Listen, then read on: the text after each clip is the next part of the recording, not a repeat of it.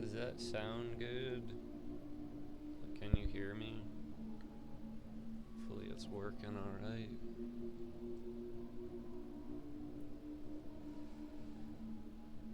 Okie dokie.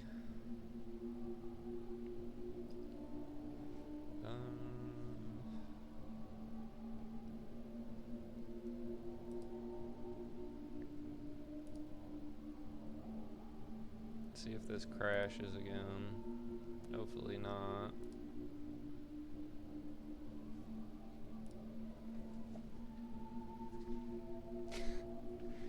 It did the opposite this time. The whole game just disappeared.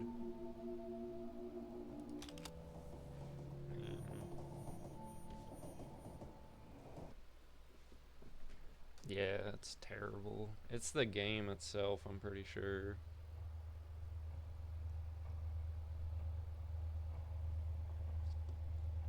I've always felt alone. My whole life. For as long as I can remember. I don't know if I like it. Or if I'm just used to it. But I do know this. Being lonely does things to you. Feeling shit, bitter and angry all the time, just sitting at you. No, I've had this for a while. I had this. And it's got a microphone, but it doesn't work. Like, it looks cool, but functionally it doesn't work.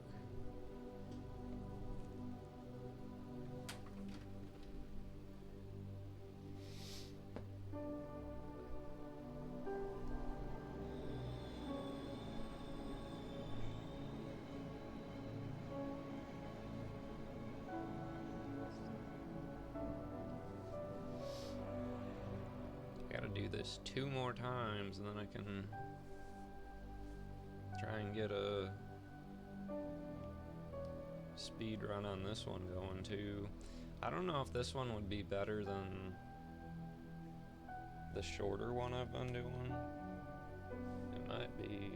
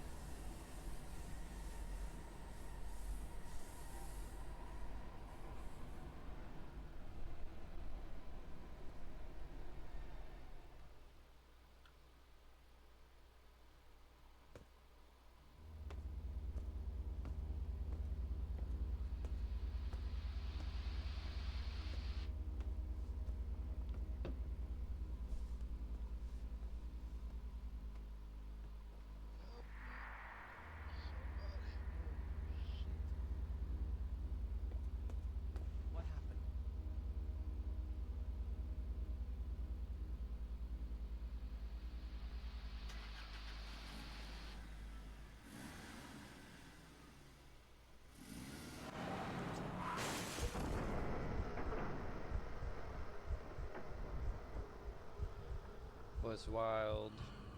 You got that Arc Raider game. That's wild, Gus.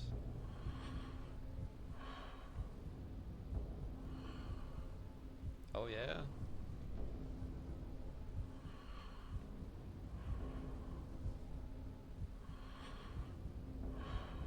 Nice.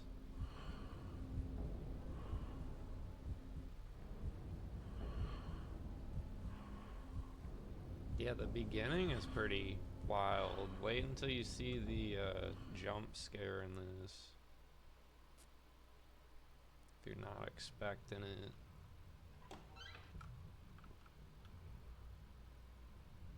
It's wild. But the camera actually like takes photos if you look at it. Like down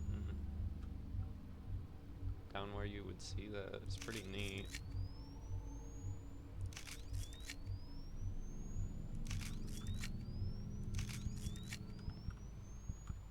There's a lot of small details in this. I'm trying to just do the narration or the developer commentary. Hello, I'm Andreas Rönnberg, also known as Rumple, and I'm the level designer and leader for Cryofear. And in this map, we added a camera sequence, and you may wonder why we added that. And that's because from the beginning we decided to have Cryofear as a simple mod. I mean, when I started the project, I wanted Cryofear to only be just a sick mod that I wanted to be really scary. And why you were taking photos was because Simon had like a psychosis or something, and he had killed his mother and went around taking photos of her. But we scrapped that later on, and we decided to just have this sequence to be a nice little thing, because having this sequence is scary because it makes you unable to know what will happen when you take photos, and I like that. Yeah, that's pretty neat. I haven't seen anybody else do this, but there's 5 endings, so I don't know if there's more commentary for each one. I'm pretty sure that they're different. The first 2 were different, but it was just towards the end. Which I feel like a lot of people aren't gonna really take the time to do that, but I think it's cool.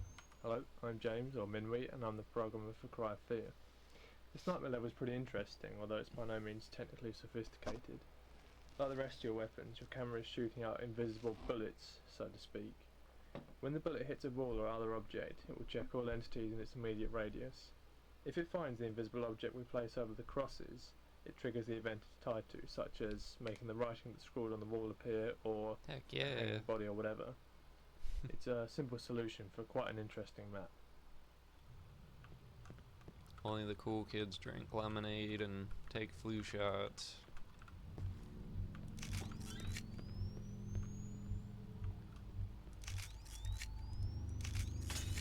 Beta testing this mod was more than I asked for during the final stages of development.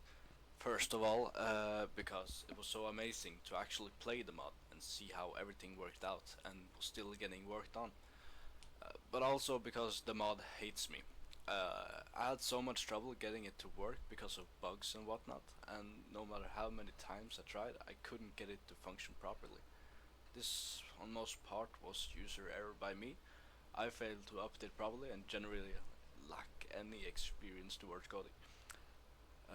My point is that you players and fans, I hope, have no idea how lucky you are to play this final version of Cryofear.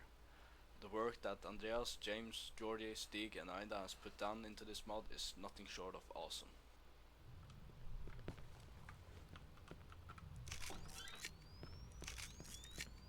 You ready, Gus? Hi, this is Stig, aka In a Dragon second, speaking, man. and I voice act Simon in Cryofear. Being a voice actor for Cryofear has been quite a journey, and I mean that literally. Fear was one of my first projects as a voice actor, and when I started working on the mod, my experience was somewhat iffy. Since there's a lot more work involved in switching out the lines in a choreographed cutscene than just switching out the audio, you'll notice a very distinct difference between the first scenes, which were also the first lines I got to work on when I joined, and the later ones when it comes to acting technique, as they're literally years apart in acting experience. But at the same time, it sounds like Simon goes from being somewhat naive to becoming more hardened as the game progresses, which makes for good character development.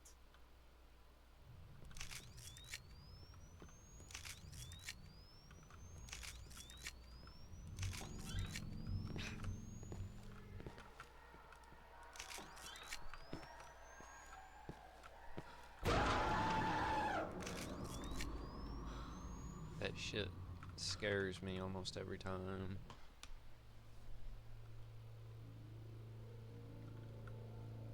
When I was first doing this, like when I first started playing, like 3 or 4 months ago,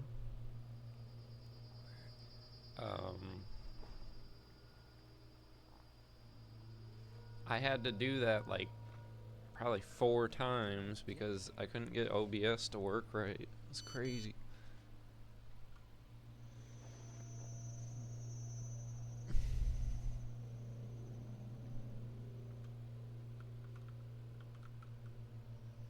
Oh man.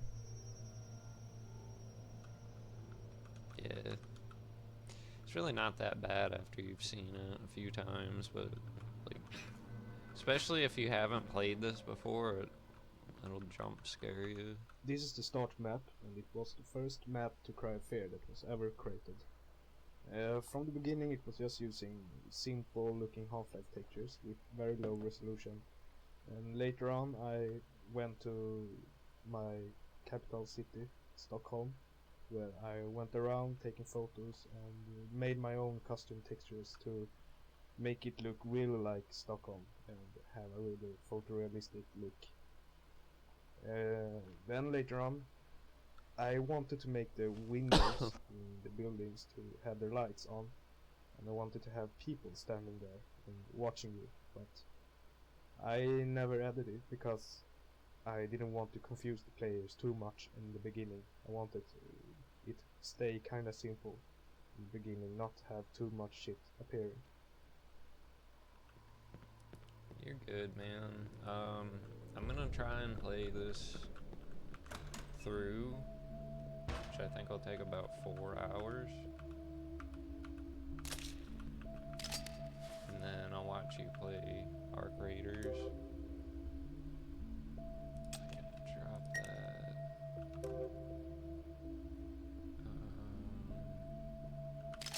Guess I'll take that.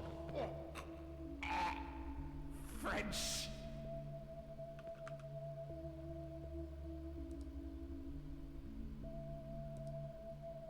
So I didn't understand this either, but this is from Afraid of Monsters. That's the outfit that main character wears, which is pretty cool.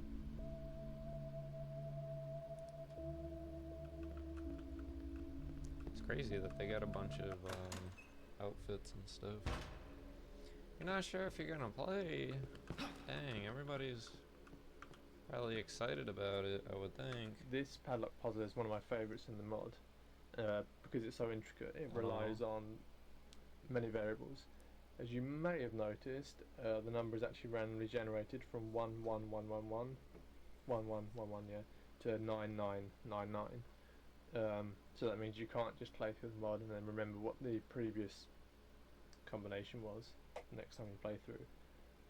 As you well know, this puzzle relies on a couple of things: gathering the username and the password, which aren't quite randomly generated, but the username and password is picked from 32 different usernames and 32 different passwords, and they can be combined. Again, so you can't just play through the mod and do the puzzles without, actually properly doing it. We decided to do this because it's just the kind of, we want people to see what we've made. We don't like the idea of people just running through the mod remembering what the solutions are. we want people to actually see what we've done, especially Rumpel's work on the churchyard area where you get the username and password. It's very, very good mapping. We want people to experience it.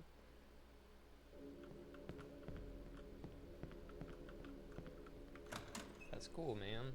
I hope you have a good night out and stay safe when you're out and about. Don't drink and drive or anything, you know. This map was from the beginning made by James Winwy, and it was intended to be a secondary route to the apartments. But we scrapped that because the map was never finished. So, and we also thought that it was unnecessary to have two routes and it would take too much of our time to make it. So I decided to extend the map instead and add this little small town that you run to with those small streets. And that part is actually a replica of a town in Stockholm called Gamla Stan. And also the square in this town is a replica as well. And it's called Stortorget. And the church there is called Storkyrkan. And actually those sounds from the clock sounds from Storkyrkan in the cry fair is real sounds from Storkyrkan in real life. And I head there only to record those sounds. That's how dedicated I am to this map.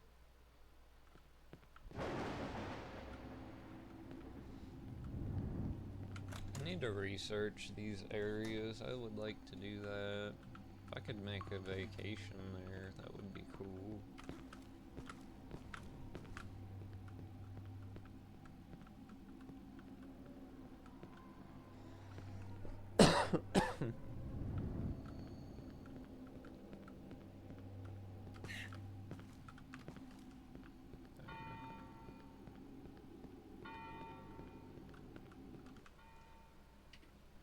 You'll notice that all of the notes you can read in the mod come up as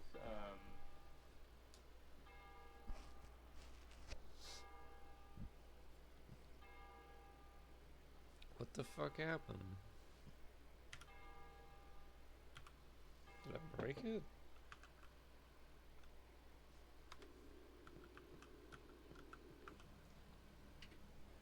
You'll notice that all of the notes you can read in the mod come up as fully bright models, and the reason for this is because there's a lot of kind of clutter in the mod. There's a lot of random papers scattered around, newspapers, bits of scrap and all that kind of thing. So to help players to easily identify what you can and can't read, we made the notes, just like the weapons, come up as full bright.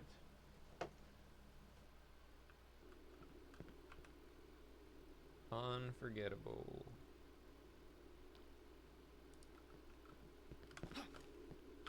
Good lord.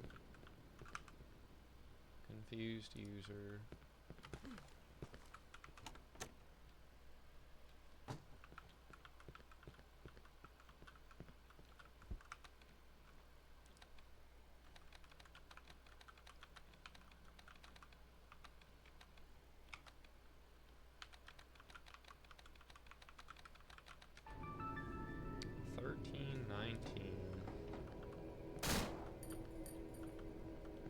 Imagine if I could shoot him through that window. I wonder if you could. Has anybody tried that?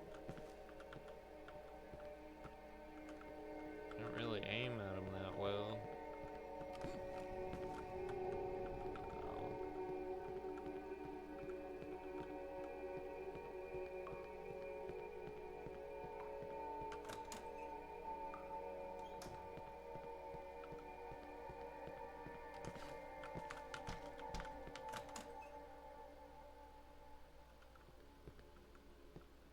What was it? 13, 19? 13, 18?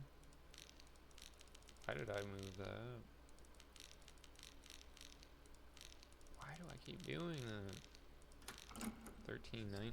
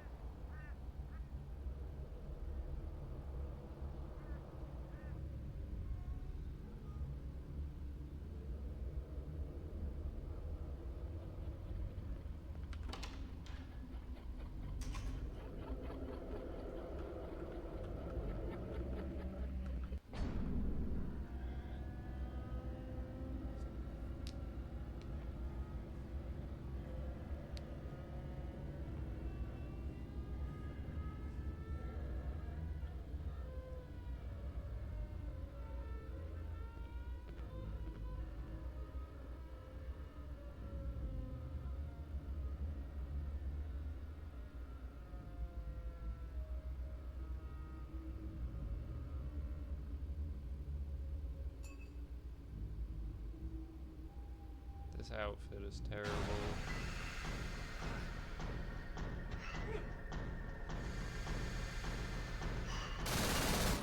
What the hell? Who was he? I gotta call the police.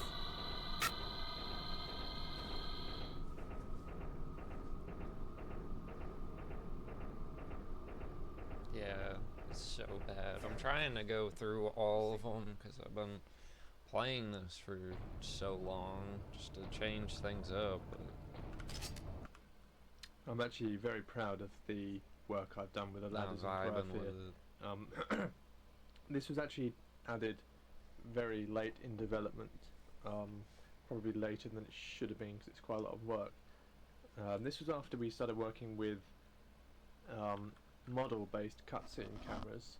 If anyone's familiar with Half-Life mapping, they'll know that normally you have to use normal Half-Life entities and special objects that the camera will move to and from.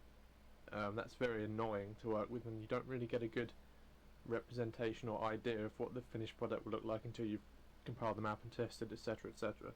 So I developed a system whereby you animate the camera in 3ds Max and you see what's happening in the viewport there. You export the map to a DXF, import it into 3ds Max, and then you can fly the camera around as much as you like. Using this technology, I realised after looking at how shitty the ladder system is in Half-Life, where you just slide up and down, I decided I want to improve it by having a animated one. So I knocked up a quick animation, which actually ended up being used as the final thing with a few tweaks.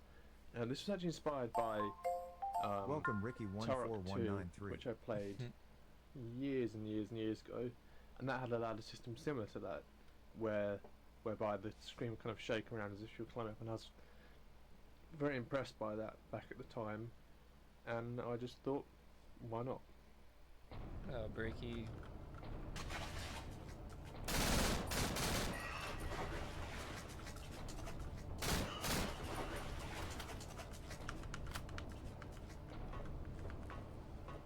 That was weird.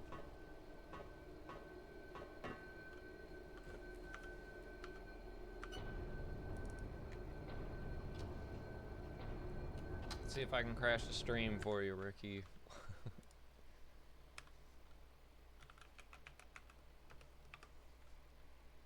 Hopefully not. Shout out to Ricky 14193. It didn't crash.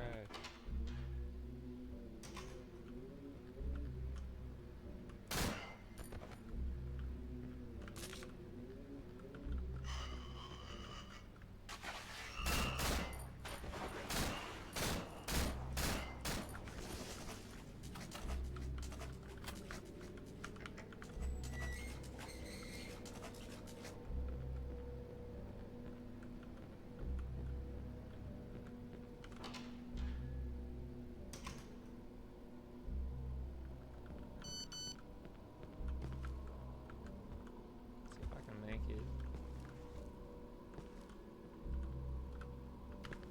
Nice. If I can just make this.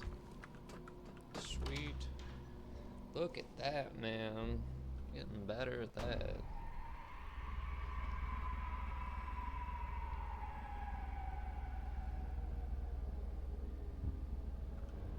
Doesn't seem like much, but that took me This is the forever. apartments map, and it's also one of the very first maps that was ever created. And the funny thing with this map is that it's also a replica from a structure in real life. It's the building where my dad lives, and I think it's very cool to be there in real life and run around and play like if you were Simon. And I think it's pretty cool, and it looks exactly like the building where my dad lives.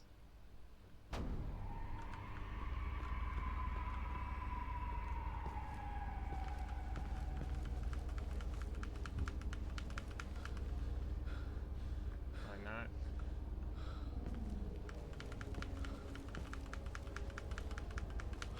Incoming at break. Dude.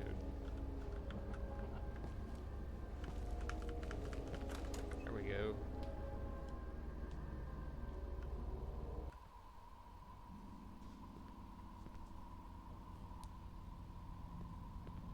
Do this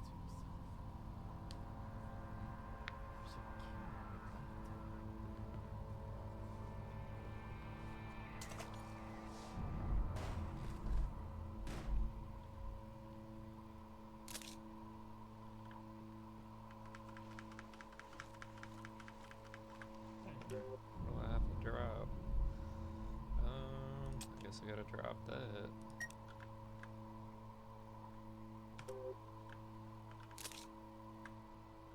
Hi, this is Stig, aka Dragonnor speaking, and I voice act Simon in Cry of Fear.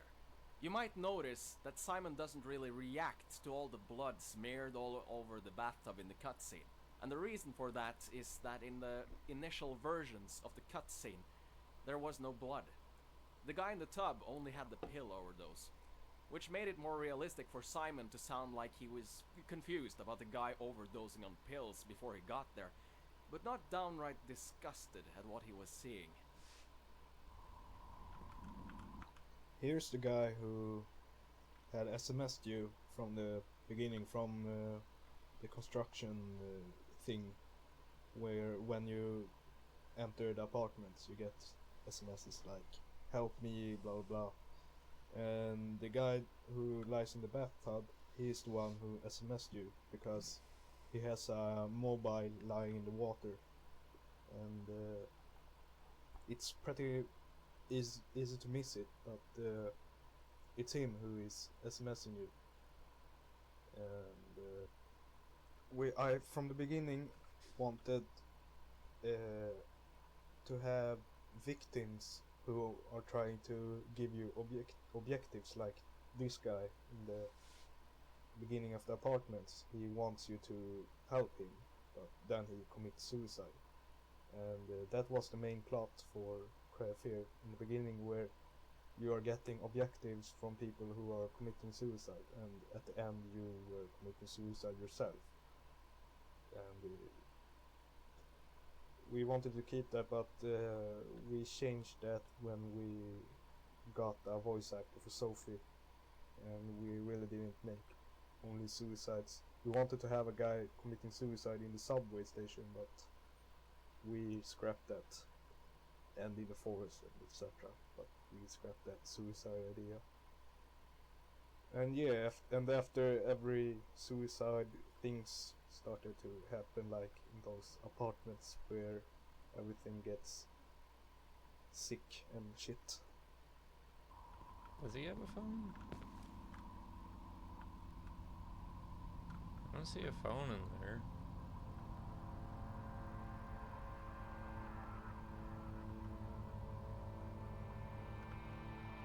I didn't know it said that.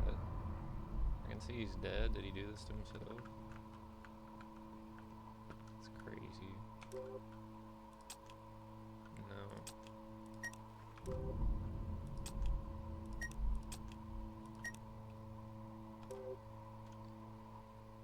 Alright. Have fun, guys.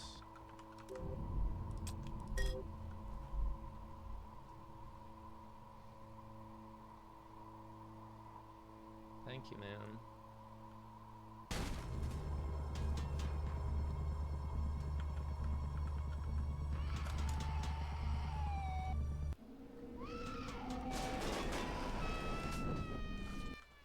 Those metallic bars are supposed to be like barriers or something that the monsters have placed. And we wanted the players to think it was monsters who has like blocked you in and wanted to kill you. Also that the boards, the wooden boards blocking the doors, are also that. And that's what's happening right after the bathtub scene, where you hear something hammering. And it was supposed to make the player think that monsters has trapped you. At that time, players doesn't know that everything was written in a book. We wanted the player to think that everything was kind of like a virus outbreak where people got insane or something. And then we wanted the player to think that maybe a gas, like the doctor is wearing a gas mask, and that we wanted to make the players think that maybe a gas was making people hallucinate and stuff, and making people crazy. But yeah, so that's the idea behind those bars and wooden boards blocking your way.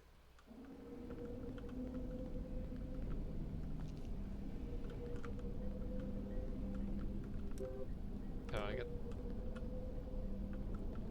It's that one.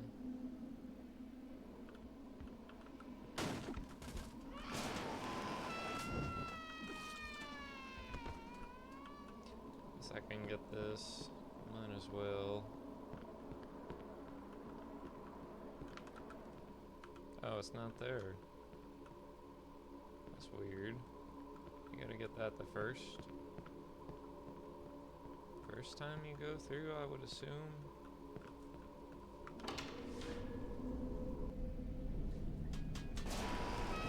Dude, this bitch scared the shit out of me the first time I played this.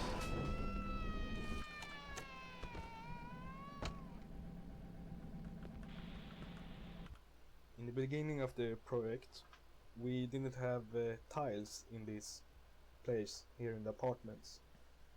We only had water being there, or maybe not even a water, because we wanted it to be realistic and really make the players feel like the monsters was trapping you. Before, the monsters looked more normal and less fucked up, but after we had played Afraid of Monsters again, we really liked the sick things that was happening in Afraid of Monsters, and that's why we added the tiles and like the room in the apartments where everything has like got a gravity at 90 degrees at the walls.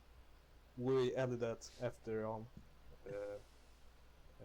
just because to make it a bit more sick. So yeah, that's why it has tiles everywhere. The tiles has just appeared for some reason, but it's nice and makes you scared, I think.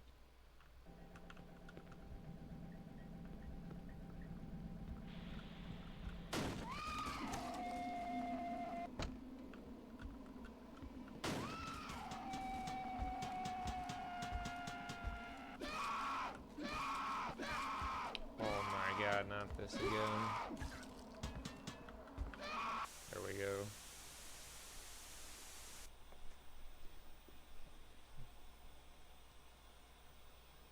Actually gets me stuck there. I don't know why they added a noose in there if he's just gonna do this. Like, what was the point in that? Like the symbolism? 4749.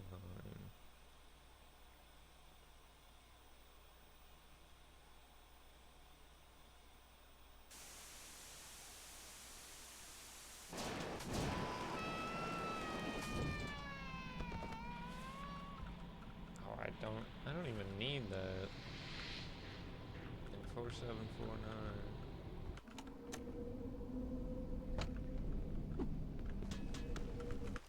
There we go.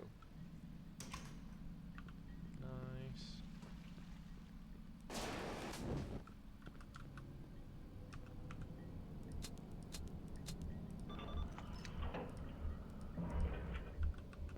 I think this puzzle's pretty nice and it gives players a kind of overall goal in what to do in the apartment, and that's unlock the elevator in the main stairwell.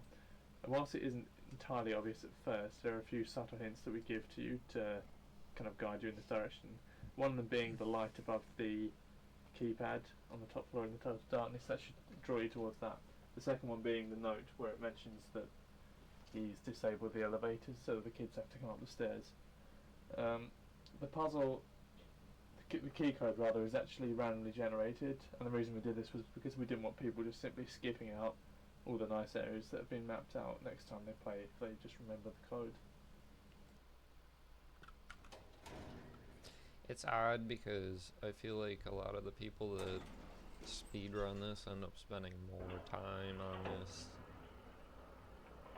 than a majority of people are. Like, most people are probably just gonna play through this like once, I would assume.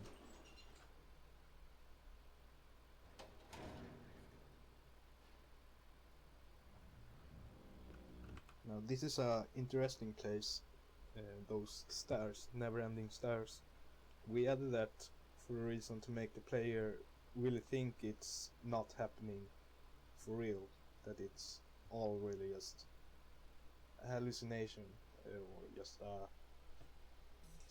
psychotic moment, psychosis, I mean. So yeah, those stairs are supposed to be there just to make it seem unrealistic, and that's a bit good because then we have a reason to add a strange boss coming over there. Why is it? Oh, I thought it was like glitched there.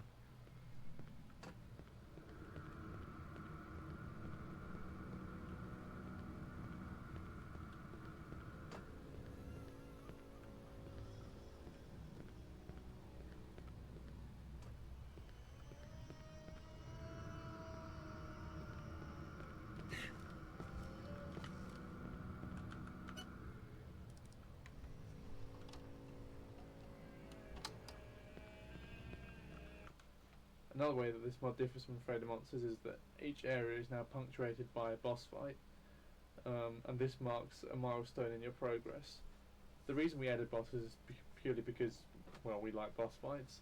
They all have some kind of strategy to them, and this is the simple find the weak spot and attack it. The boss bars weren't added until later on in the development, simply because we wanted a way to visually show whether or not you're actually doing any damage to the boss, which kind of corresponds to the whole weak spot idea. It's nice to know when you're actually making progress with the boss. It's like there's a wall there, or there was. It's kind of weird.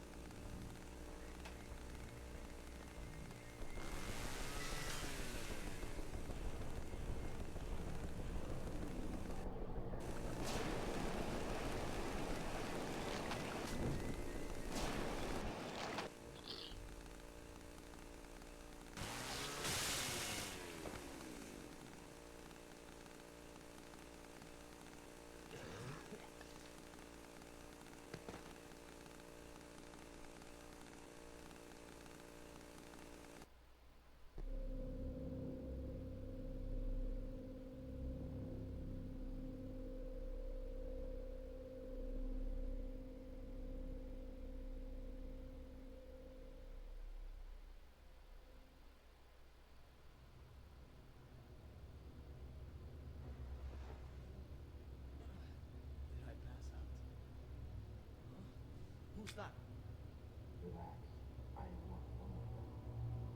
Who are you then? I'm nobody. What? You shouldn't be here. It's very dangerous. Wait. Why are you wearing a gas mask? Are you using something? I look like a wanted for one of them. I can't trust you. I don't know if you're real. Just leave me alone.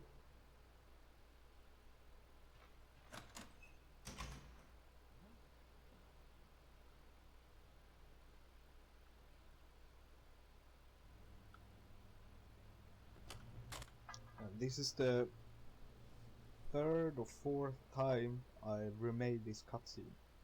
For the first time, I used old models, the old models you can find in the very old screenshots with the Simon that I made and the doctor that I made too. But those models didn't move their mouth. They were missing a mouth controller, a mouth bone. So the new models with those bones, they couldn't use the current animation, so I had to reanimate it. But still, the new animations, I wasn't happy with them either, so I had to animate them again and then again to make me satisfied or happy with the result. And yeah, about this cutscene with the doctor wearing the gas mask, we wanted the players to think that there was a gas that was making you hallucinate and go crazy and fucked up. So we wanted the players to think that and really confuse them. That's why we made the doctor all strange and wearing a gas mask.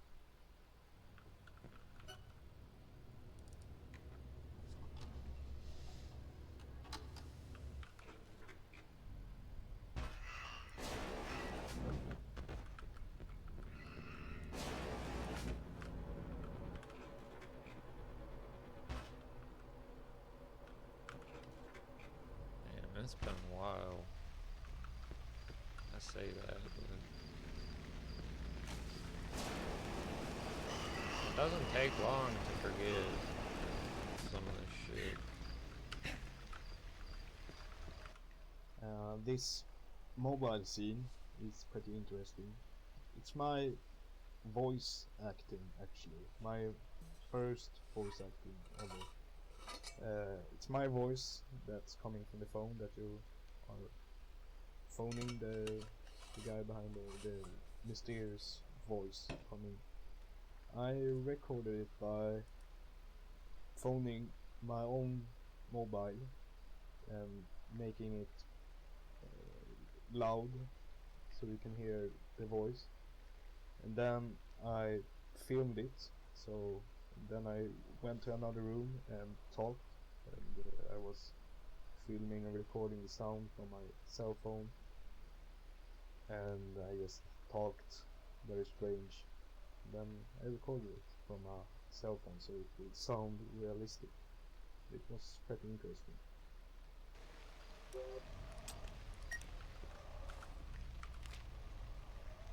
543214.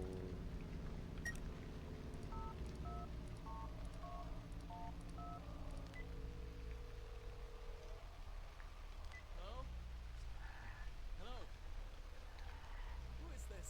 What?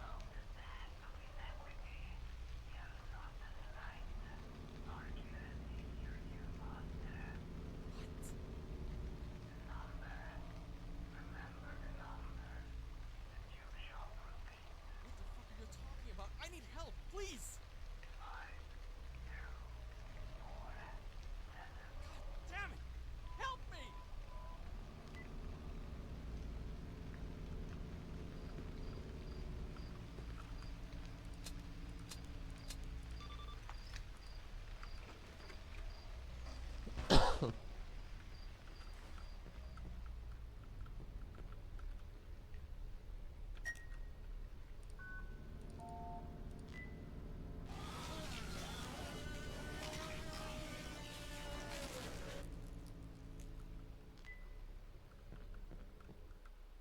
Now, this place might be my favorite part of the mod, or my favorite scary part. So simple and easy, yet so damn pro. The idea behind this is that we wanted the players to think that they are chased by a guy with a chainsaw, and but there's really not no one there. It's just some sounds playing, and but the players really think that it could be a guy with a chainsaw because they have just met a guy with a chainsaw, the boss. So it's a very good thing to trick the players to think that they are chased by someone, but they aren't. So this is really what psychological horror is about. It's just fucking with your head.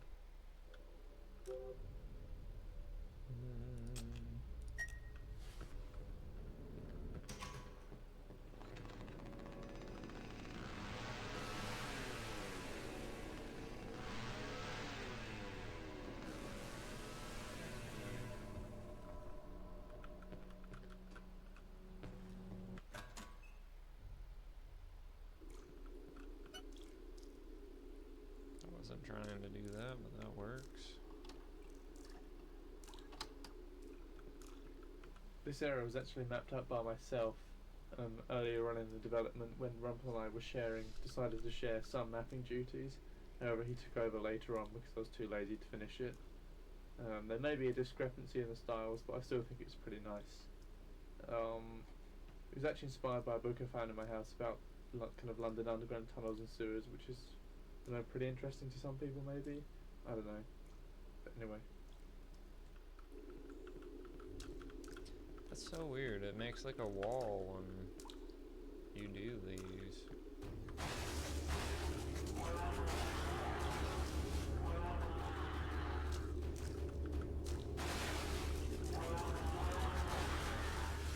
Nice.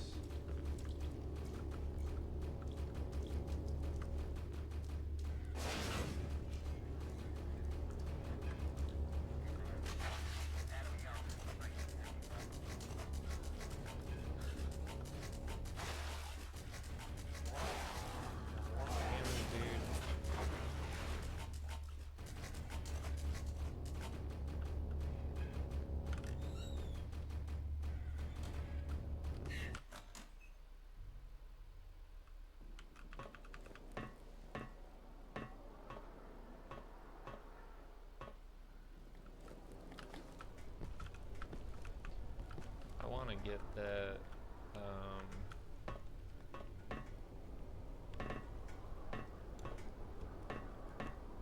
record that I set for myself higher. I think I can do better time than I did. I really like those caves in this map. They were actually inspired by a dream I had. I dreamt about I was walking around in some caves with some friends, and I thought it was really scary. And so that's why I added those caves in this mod. They doesn't really look like the ones I had in my dream, but as I said, they were just inspirations, my dreams. And the result is nice. It's a cool construction thingish thing.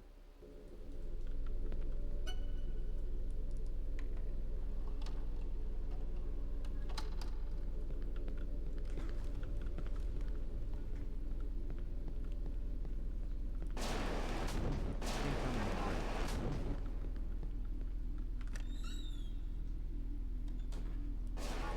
Yeah.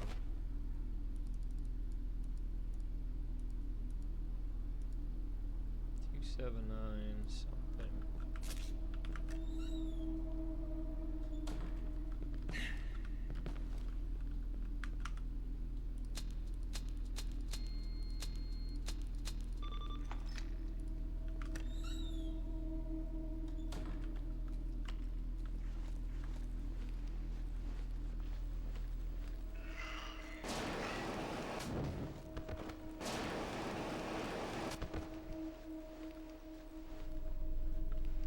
I don't understand why you get stuck there.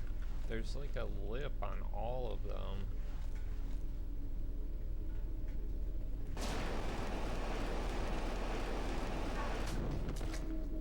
You really want to know this spoiler, or this Easter egg, do you? You really can't just find it by your own. Or maybe you have already found it. Or maybe you're just too fucking gay to actually find it by yourself. Just so fucking gay. Just so fucking disgusting, and just so... I don't know. I don't know. But, I'm going to reveal it to you now. If you use the lighter on the cigarettes, you'll trigger a cutscene. And that cutscene actually has a meaning. It means that... Oh wait. You take a smoke next to that guy who has committed suicide, and the camera is showing them both when Simon is smoking. And the idea behind that scene is that smoking kills.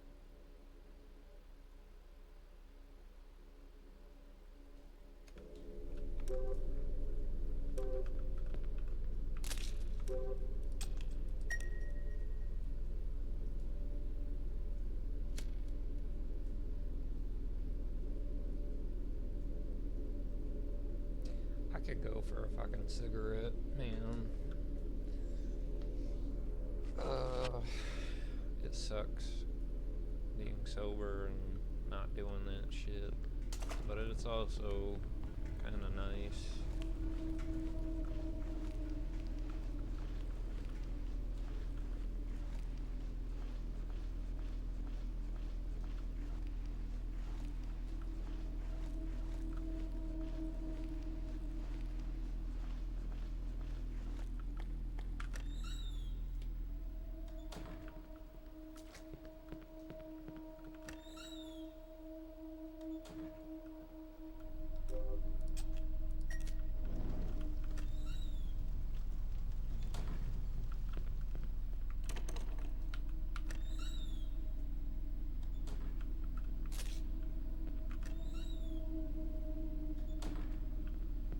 Be nice to get this envelope out of my inventory.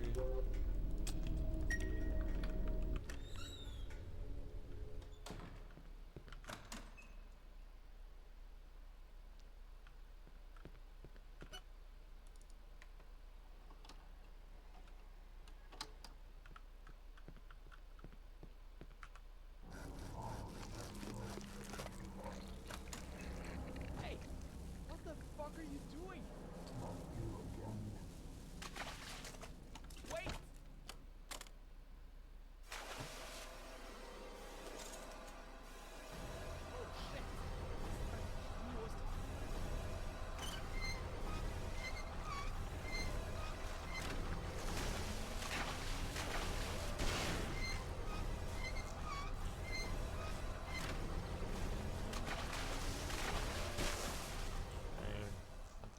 head there.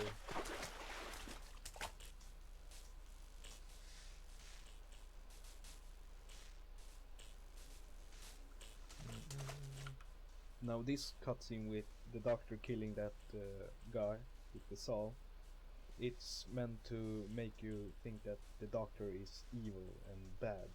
So that's why we made him kill that guy just like that with a saw, really brutal.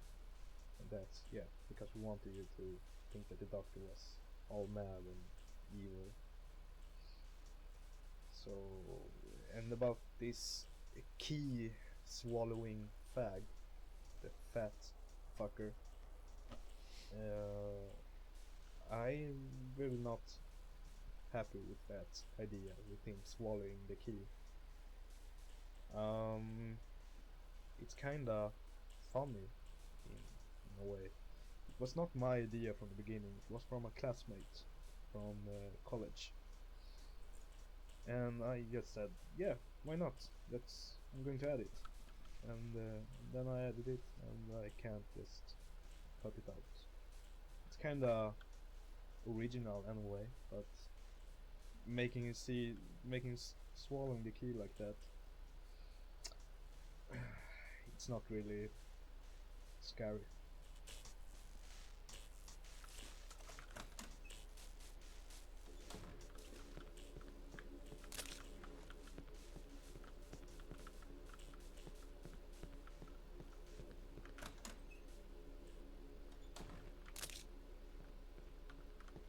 Is there anything else in here? I don't think.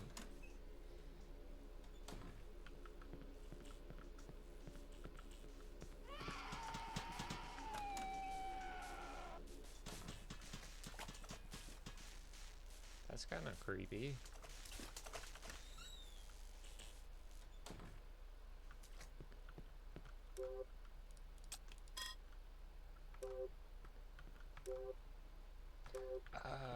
Wait, why do I have that key?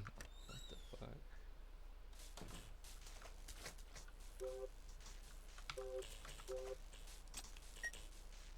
Like losing it.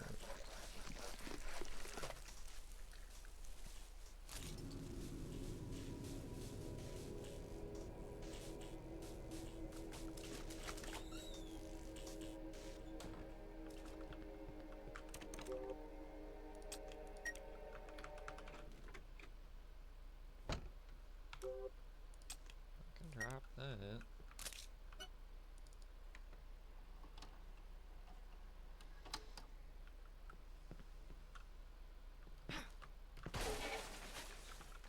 don't know how to go through that yet. I don't want to tell you why I made.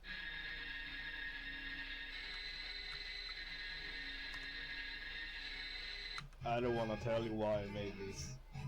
I really don't. I don't think so. No. I really don't. This is too much. No. Really no. No. Fuck you.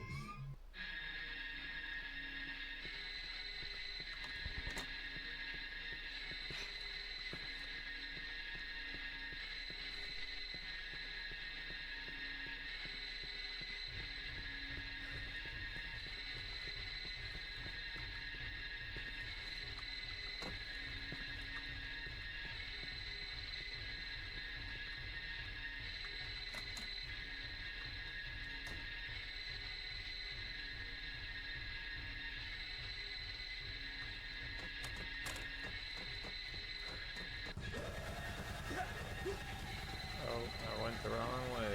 That was not good, dude.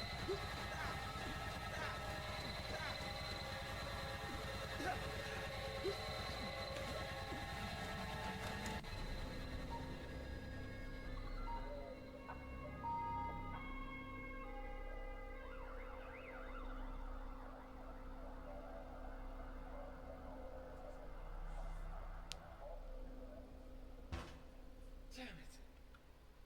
What was that? Hallucinations?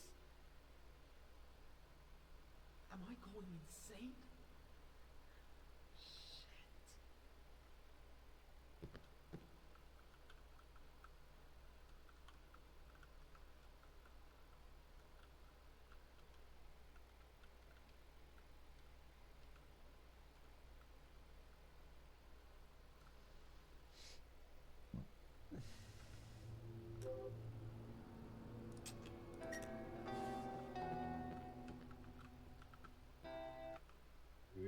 voll. Czasem z wami låtsas sitta ner förut. Stan ja.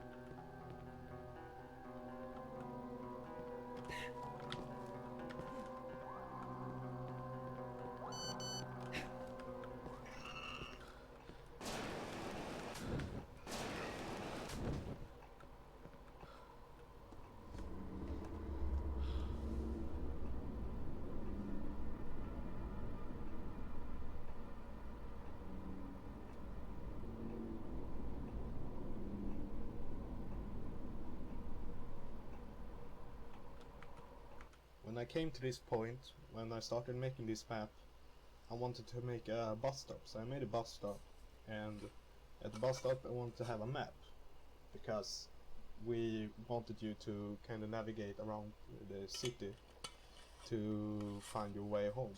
So, but at that point we didn't have any town planned or any name on the town or any roads, so I had to design the entire city in order to make you use the maps to navigate your way home.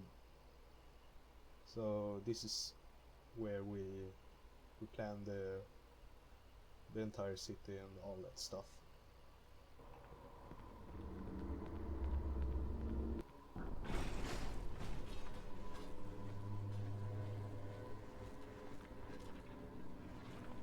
Nice.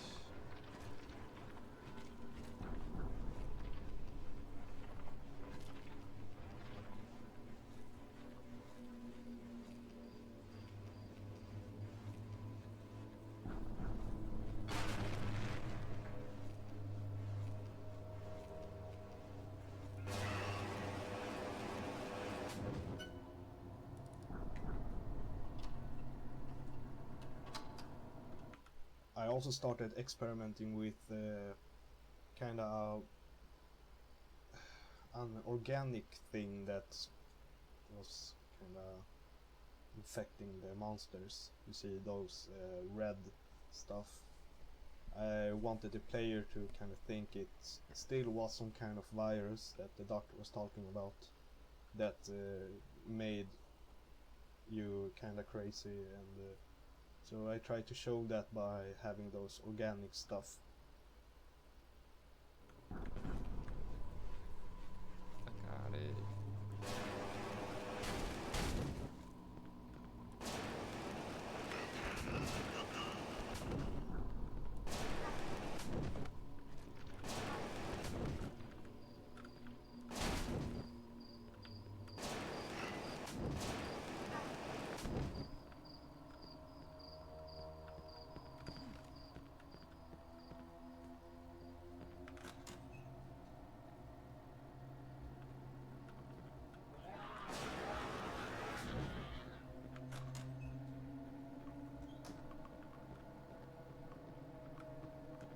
And here I wanted to have something that was following you around, so I came up with the idea to use a very fast guy with a chainsaw that we call Saw Runner, because he has a saw and he runs. An interesting thing is that there's an M16 in the room that he appears from, because it's very hard to get it, so try and get it.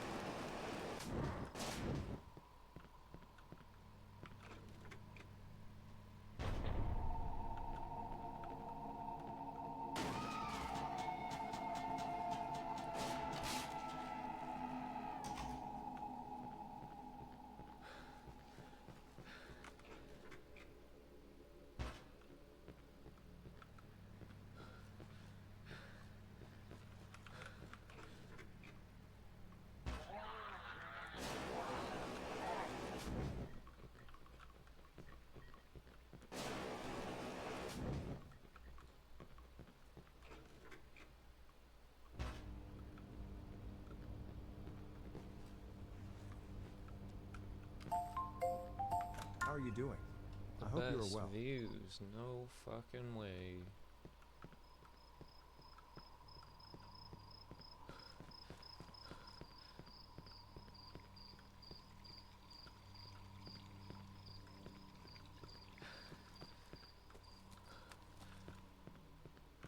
This park over here is actually a park Hey, from what's real up? life, and this park is located in Stockholm, the capital of Sweden, and this park is named in real life Observatorielunden, or as Swedish people call it, Obsan.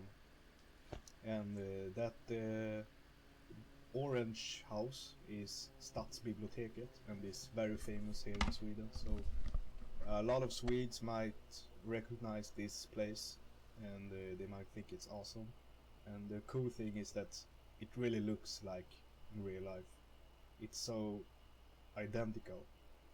The only thing that differs from real life is the stairs where the red car is located.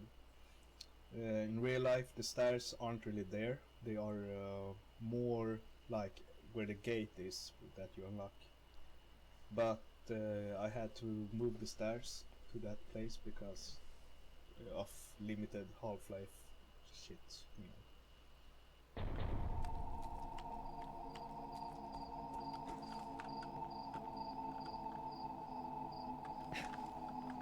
Dang it. Oh, I did that.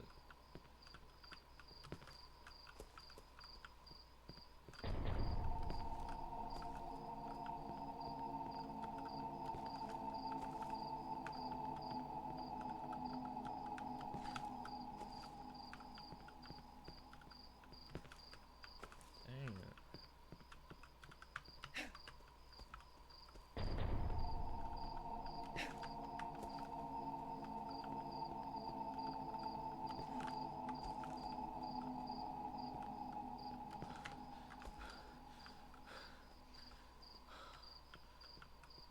Give me a second.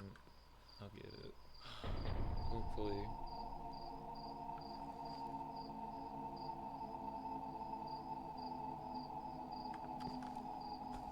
Literally be quicker to do the puzzle than this, I'm sure.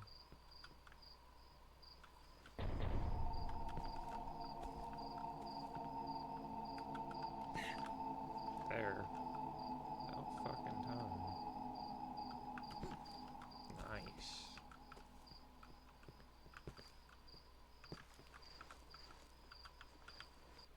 There we go.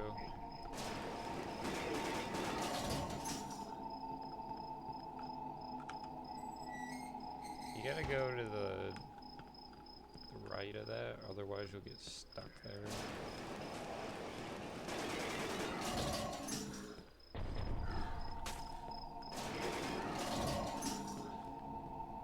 So I was watching everybody do that, and I'm like, oh, you guys are like bullshitting me. But it's true.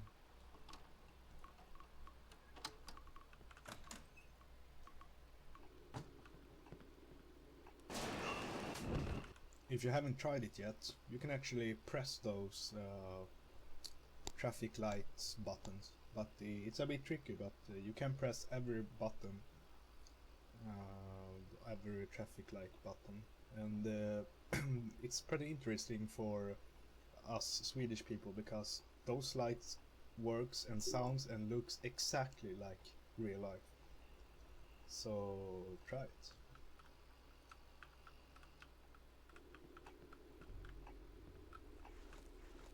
If you haven't tried it yet, you can actually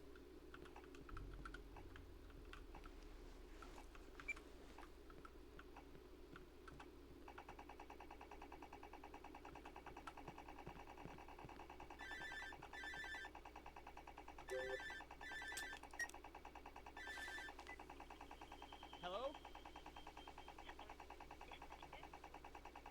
Hello? I can't hear you. Who is this?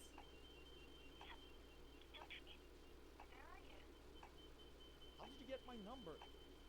Can you help me? What the fuck is going on in this town?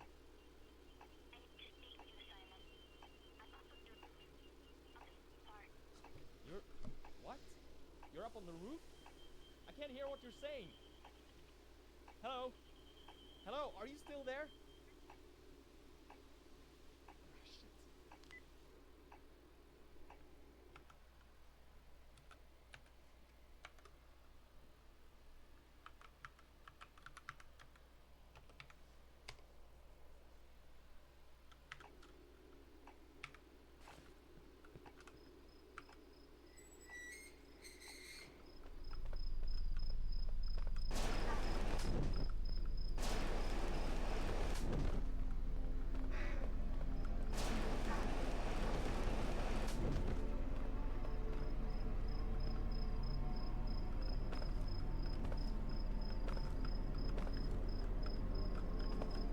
I can jump on that. Incoming at break.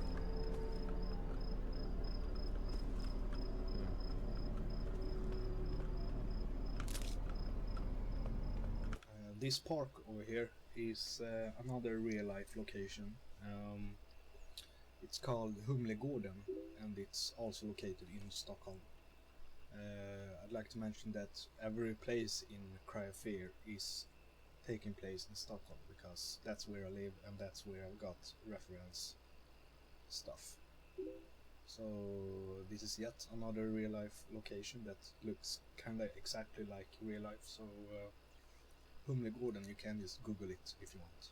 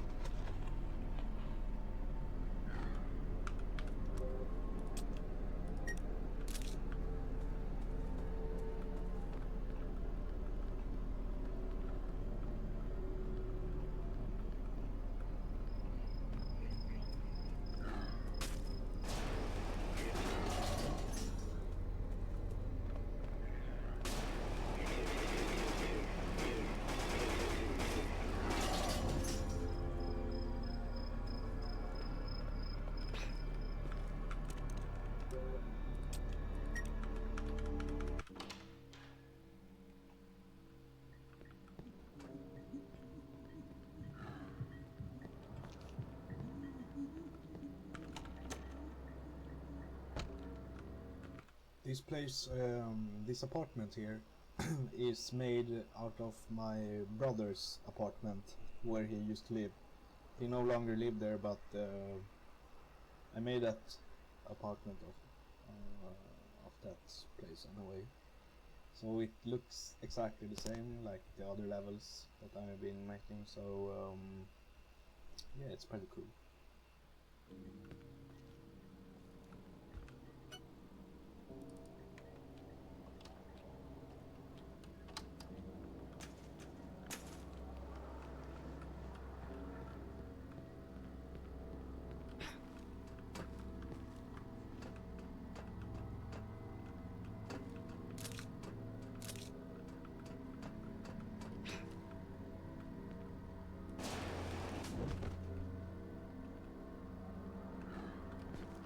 Oh no! Damn.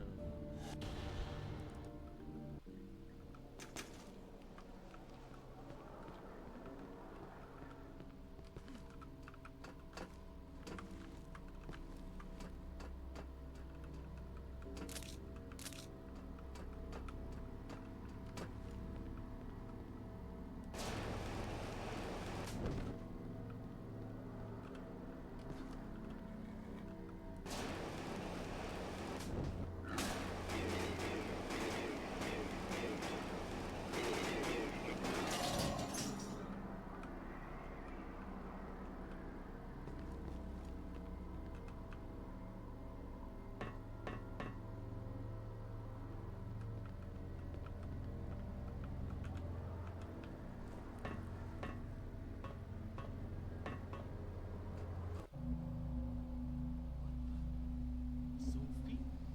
What the hell are you doing here? Oh, hi, Simon. What? I don't understand anything. What is it that you don't understand? What do you think?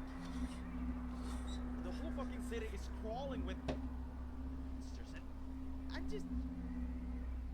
I mean, suddenly you just turn up on these rooftops. What are you doing here? Are you hurt? Monsters? Simon, you're scaring me. Scary. What the fuck? This is just sick. Well, maybe it's just. Let's talk about something else. How have you been? I don't know. Just confused.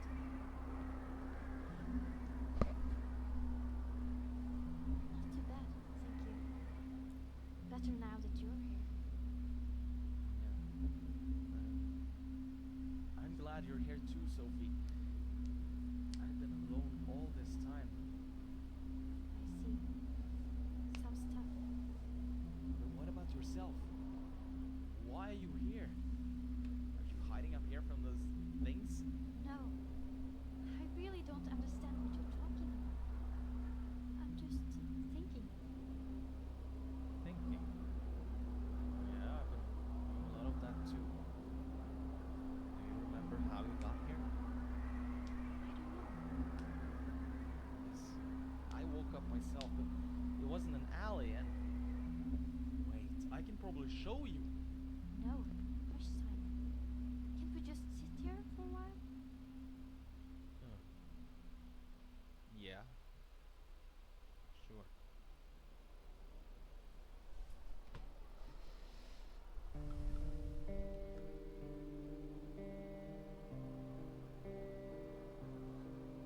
Do you want to know something?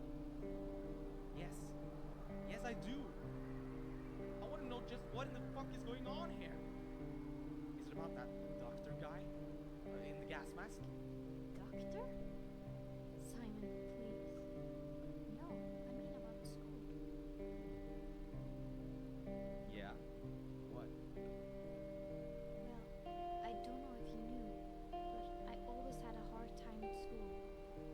You were pretty much the only guy who was kind to me. I never said it, but I really want to thank you for making my life a little bit more bearable. You're a cute guy, Simon. Yeah. Yeah, you did have it really rough.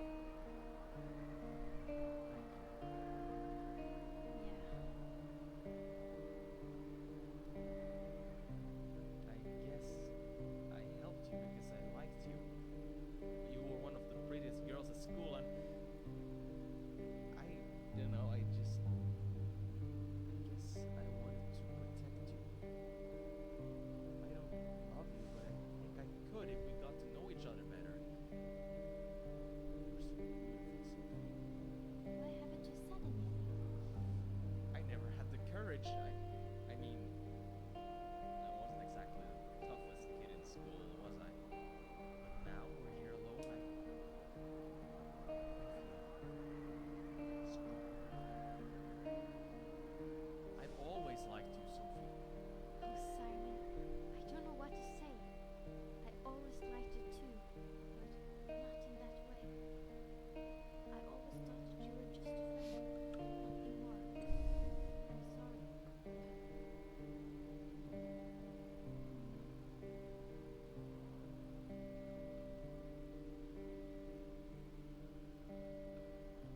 But shit.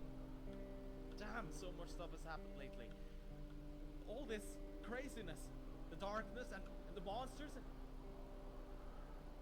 I think I'm going crazy. I'm so glad I found you. I know. A lot of things have been going on lately. Yeah, really. Was it you who tried to phone me, by the way? Yeah, I wanted to talk to you.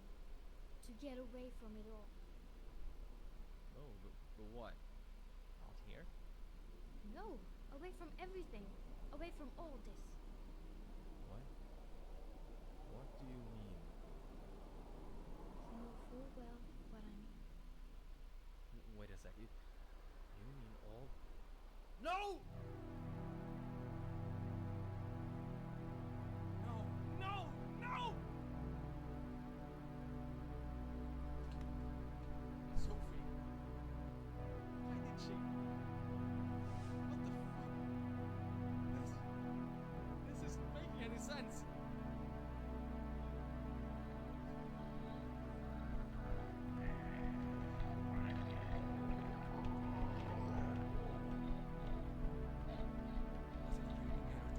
It's all your fault, Joe Biden.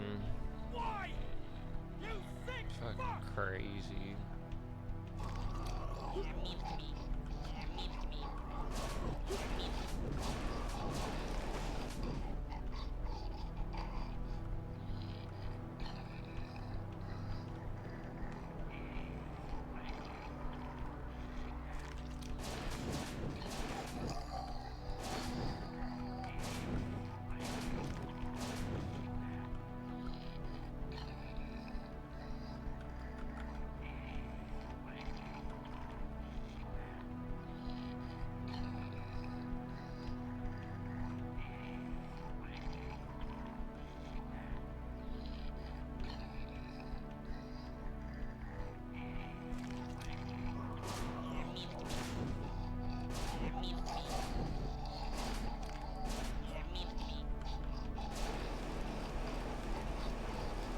I don't know where he is.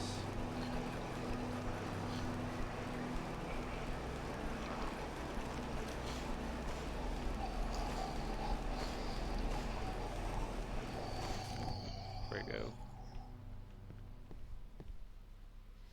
It's weird that it like shoots Joe Biden at you, but the boss like turns invisible. This boss has a fairly simple cycle in that it can either attack or move around, but I still think it's pretty nice. You have to move around quite a lot and take cover, and it can actually be quite a dangerous boss if you don't know what you're doing. That was the command that I put in earlier. It normally doesn't do that. Normally it'll just be the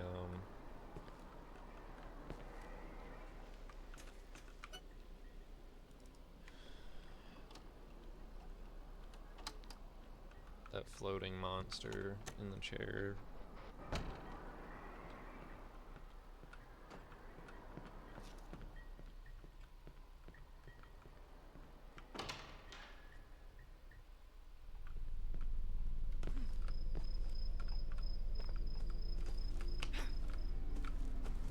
Why is it not doing that?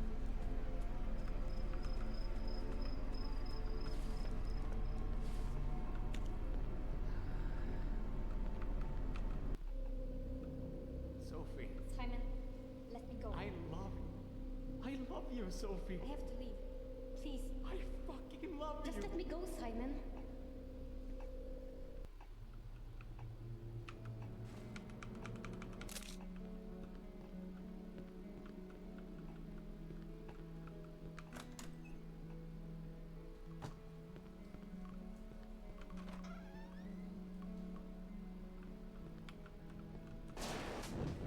Oh. Getting ahead of myself.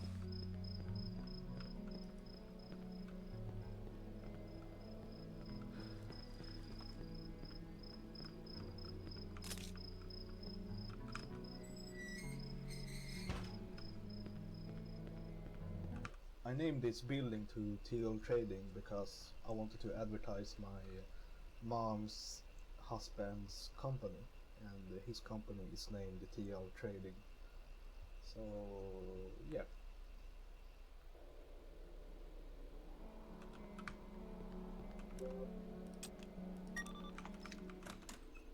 Forgot I had that gun.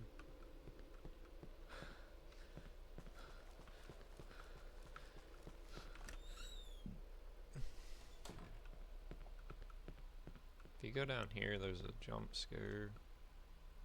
If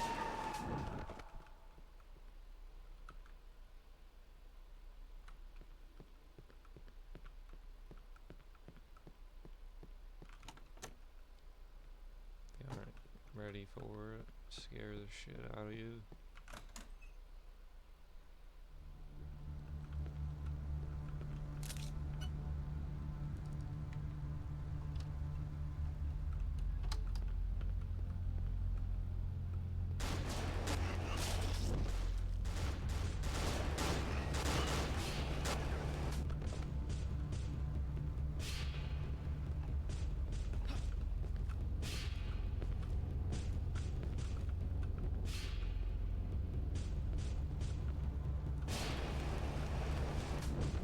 we wanted from the beginning that you will either take the subway or the waterway that you will soon go to,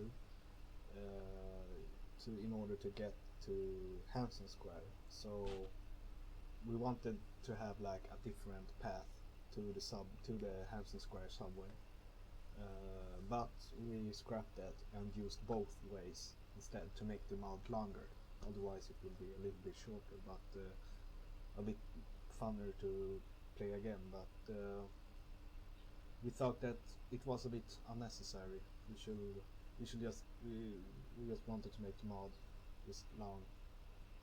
So we merged them together. Hope everyone enjoys it here. So Please follow the stream. yeah, it turned out pretty good.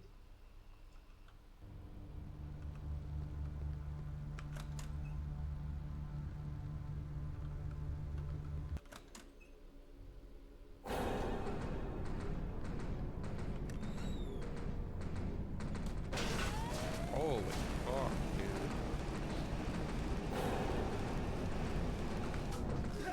Dang. I know that that's there, but that startled me.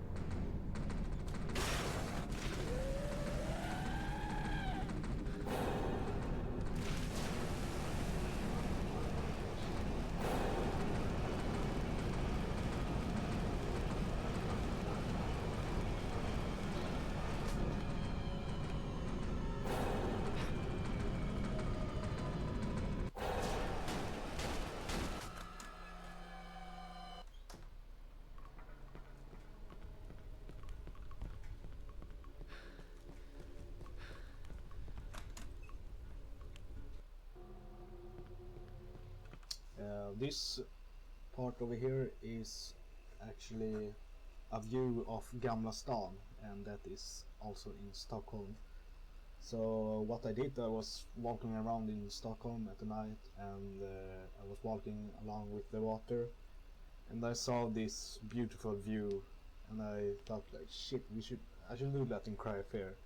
So I took some photos of all the street lights and the view. So then when I came home, I made them into textures and started making the map, and it turned out very good.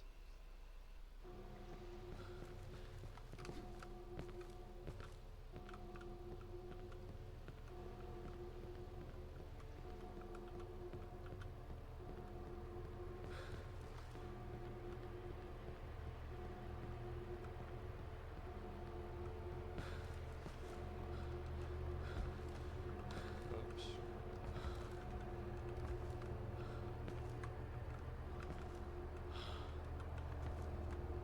Dang.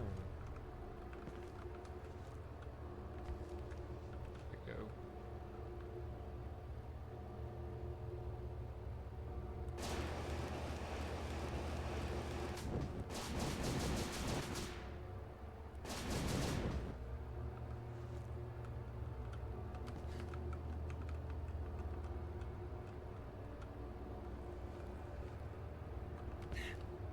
Nice. I gotta get that part better, but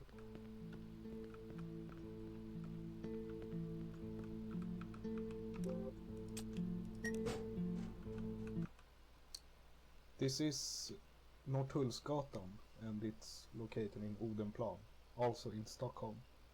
The interesting thing with this street is that it's right outside the college that I graduated in, so it's pretty interesting to walk here. The only thing that differs from the real life area is the bus stop.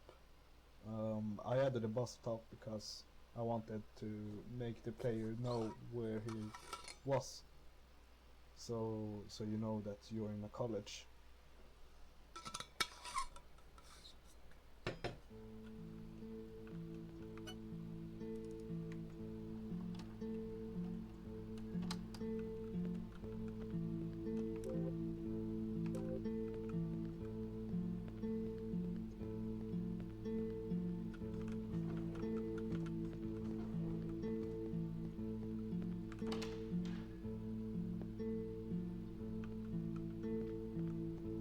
this is the college I graduated in.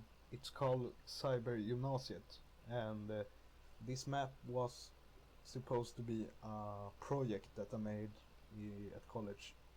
It was a project where the pupil could choose whatever he or she wanted to make and just make it. So I decided to make my school into 3D. So I saw that as an opportunity to also work with cryosphere at school time. So it was pretty nice. And I got the best score.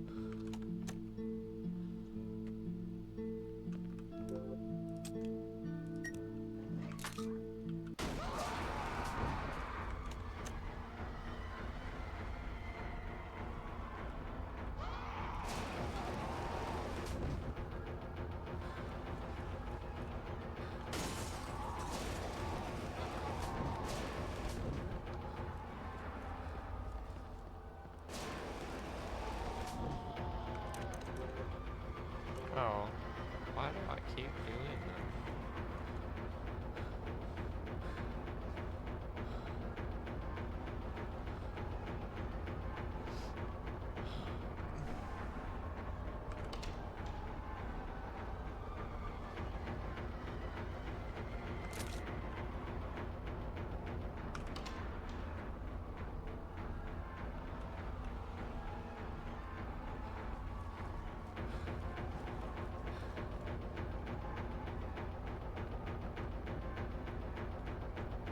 Oops.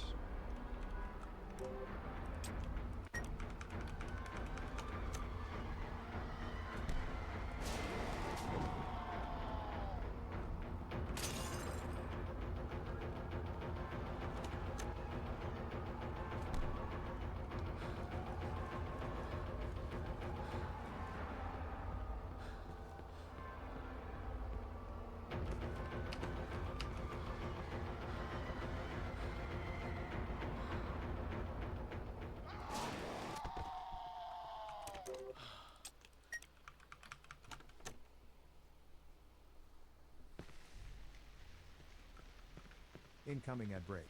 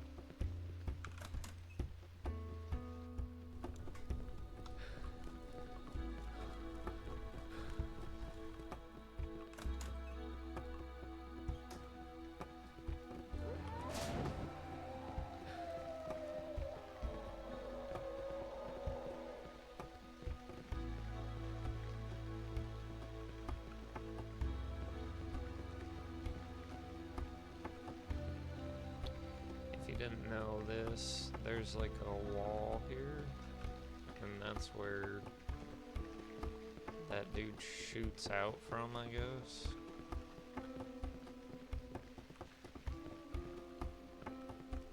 I think they're trying to make you think that it's that door to the side, but it's not, I don't think.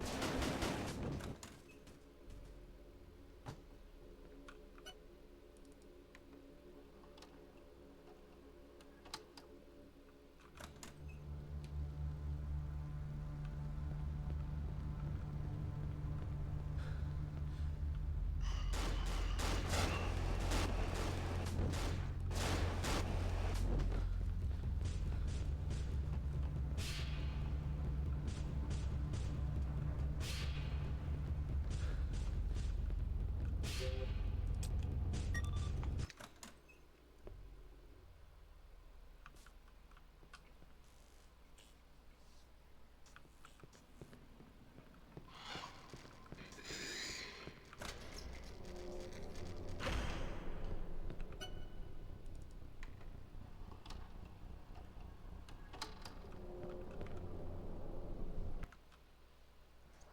hell, man. The station names sign here is actually just a copy of the station name sign that is in Stockholm. Although I changed the colors, and I also, of course, changed the names of every station. I got a lot of help from James, who made the names sound more English than I totally translated names was very funny to read them because they were so badly translated, because I basically just translated it from the Swedish names to English. So James helped me out with that, but still it was a pain in the ass to come up with new names to every damn station. And also there was like double the stations before, but I had to cut them off.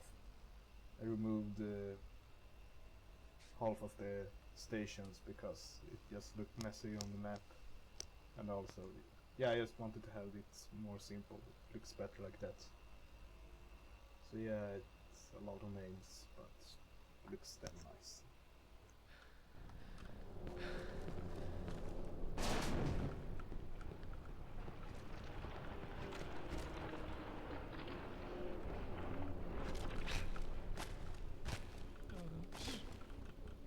This station is also a real life location, and it's called Sankt Eriksplan.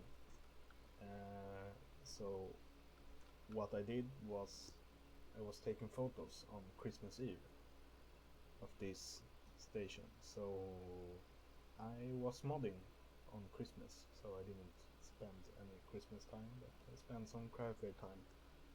So the reason why I went taking photos on Christmas Eve is because the town is like fucking empty when it's Christmas. So it's pretty embarrassing walking around taking photos for textures, because people might think you're a terrorist or something. So I like to do that when it's all empty.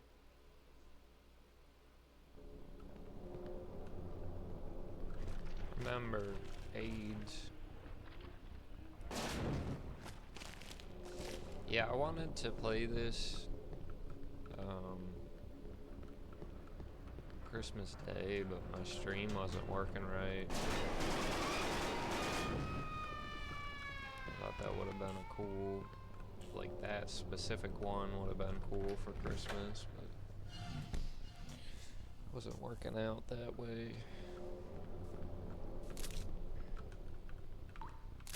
There we go. Where is that one? I don't know why everything's getting weird. Like there should be someone in here too.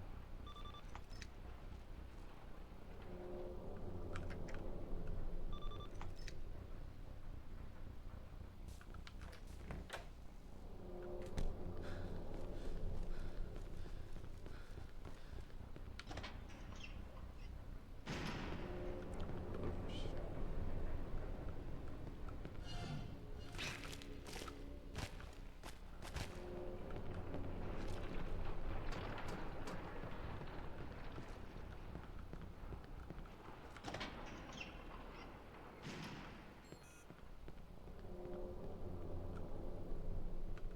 That is super weird.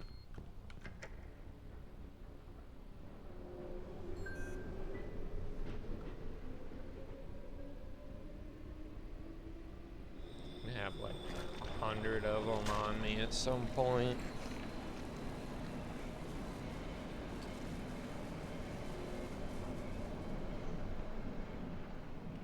I might take an intermission break actually and reset this, because I don't know what's going on with the AI, or like not AI, the robot. No. What the fuck are they called? It's not AI.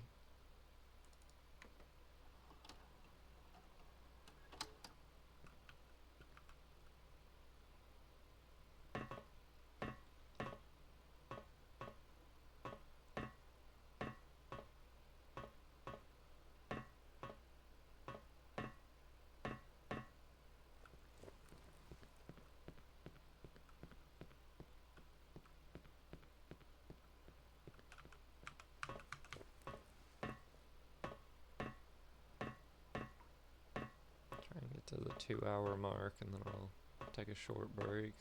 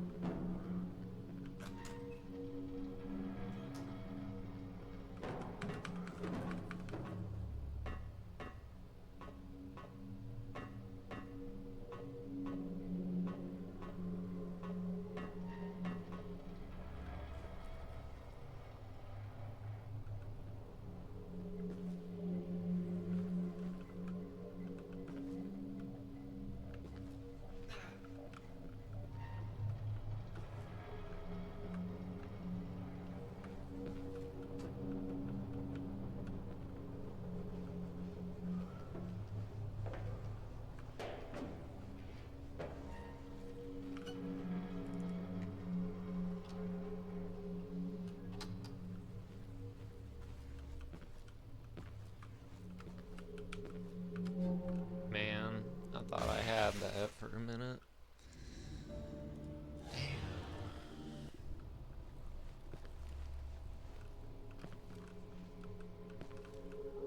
Wow, dude. Guess I gotta go the other way.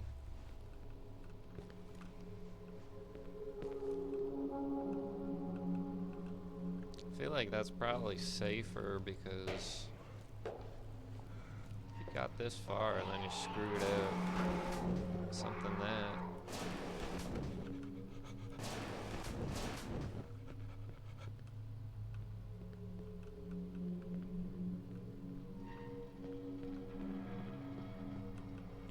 I thought there was another one.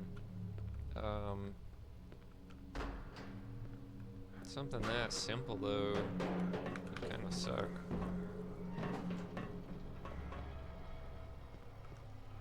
So that's like, it's not adding that much time. This cat over here is actually the cat you see in the beginning, in the intro. You know, the cat that's walking by. So James came up with the idea to use that cat and make it dead. So it appears dead somewhere in the mud. And that's because James hates cats. And I agree with him. Cats are fucking gay, so I let James make the cat dead, and I added it in the map. Yeah, that's the first time I've noticed that. They're like maggots on him, or on this cat, and they move. I thought they were like fragments of his bone. That's so weird.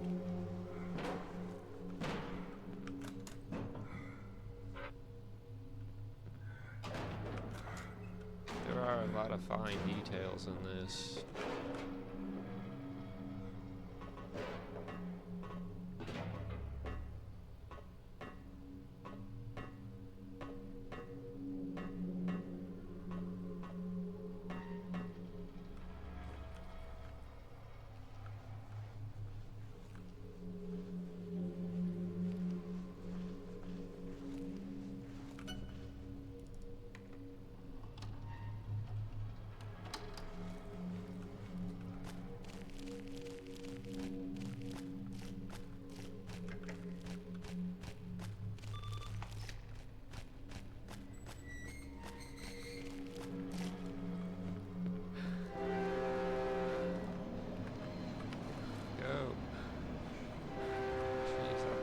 die there.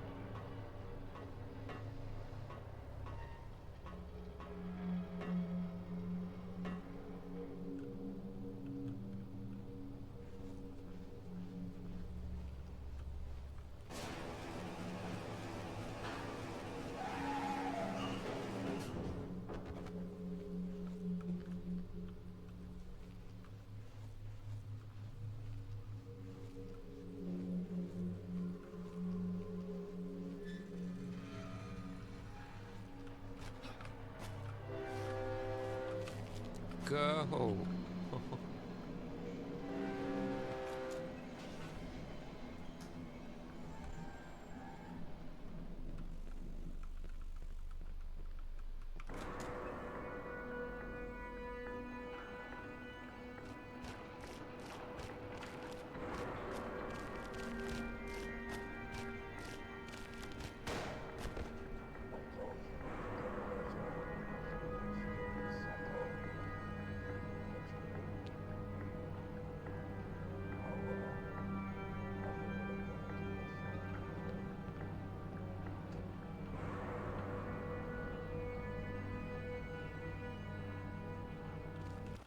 James and I was discussing about having another scene where Simon is just watching and observing the doctor, where he is just being crazy, so Simon will really think that the doctor really is crazy. But also no, because you will kinda understand what the doctor is trying to do. We are trying to like make the player think that it's still some kind of virus is going on, and we're just trying to mess with the player's brain, and so yeah.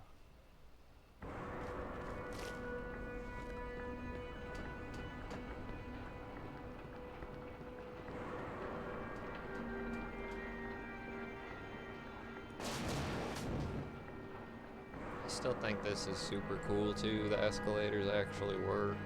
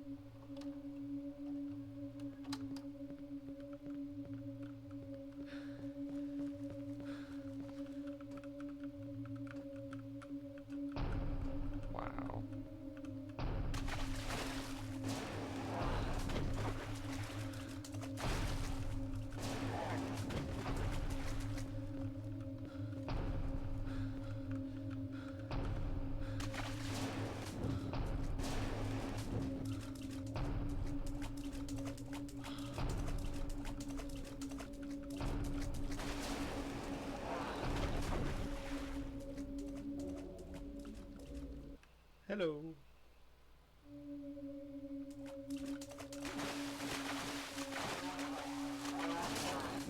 Hope everyone enjoys it here. Please follow the stream.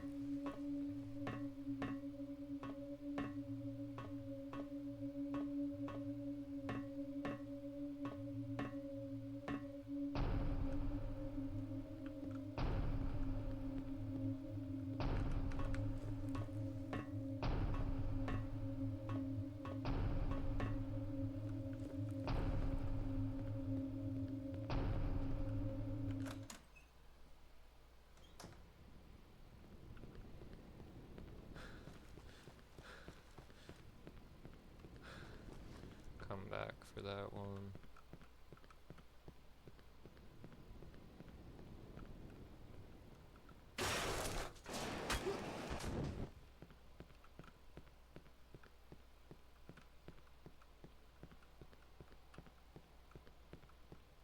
Me and James was discussing on how we could make the mod even longer. So after I was playing Afraid of Monsters, just for inspiration, I realized that I used a lot of backtracking in Afraid of Monsters. So I suggested, or I don't know if James did it, but we suggested that you should head back to the apartments. And it's a brilliant idea. So when you headed back to the apartment would get even more fucked up. And because last time you was there, it started to get fucked up, but now it's even more fucked up. And at the beginning we wanted the apartment to be burned up and was on fire or something, but we scrapped that because it would be too much work to do. And you know, I just want to release the mod. So yeah.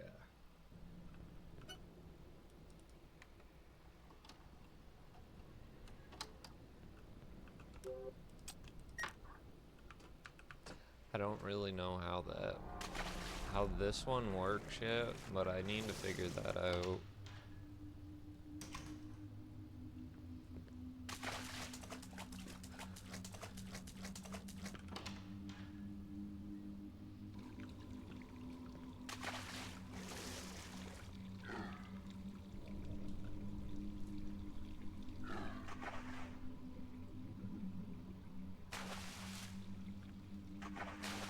Incoming at break.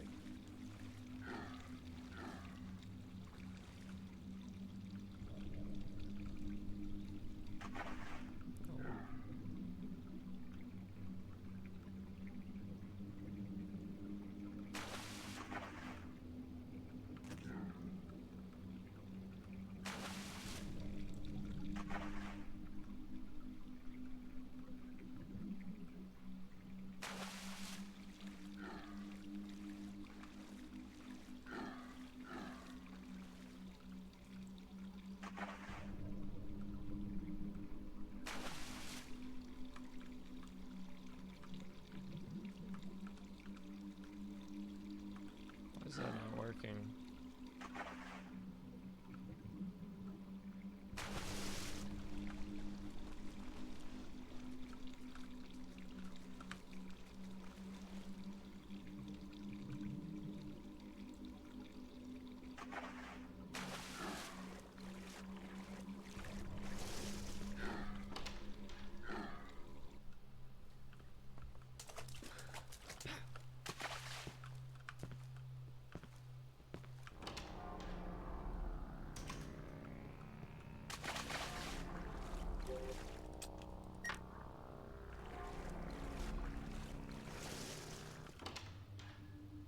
I didn't need to go out here to do that.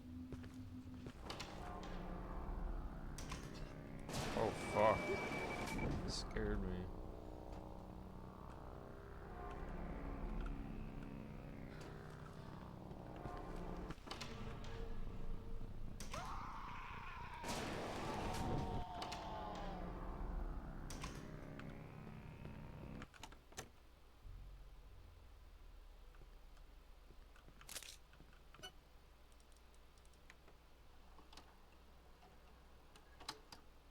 We're at the 2 hour This mark, area so here kinda symbolizes that Simon is kinda climbing down very deep down in his mind, and then he hears that this record from the doctor when it's talking about Simon's journal and all that stuff.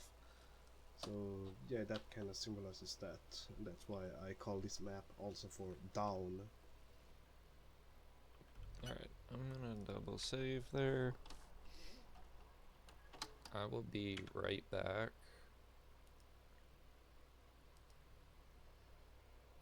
And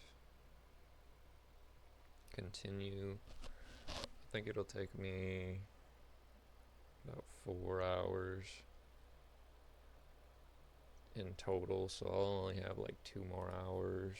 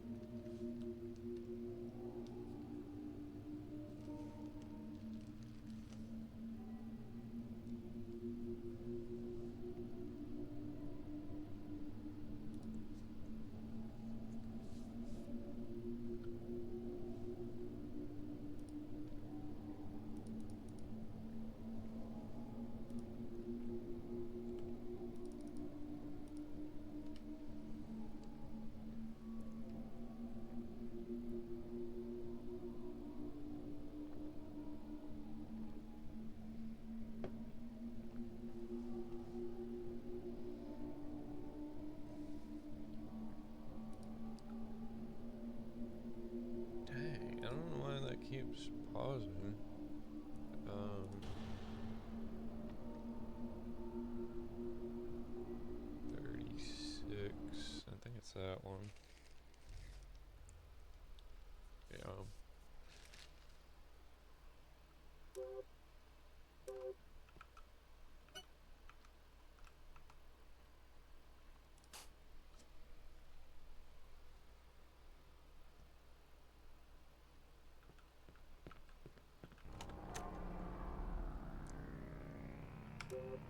Oh, I forgot to get what I came here for.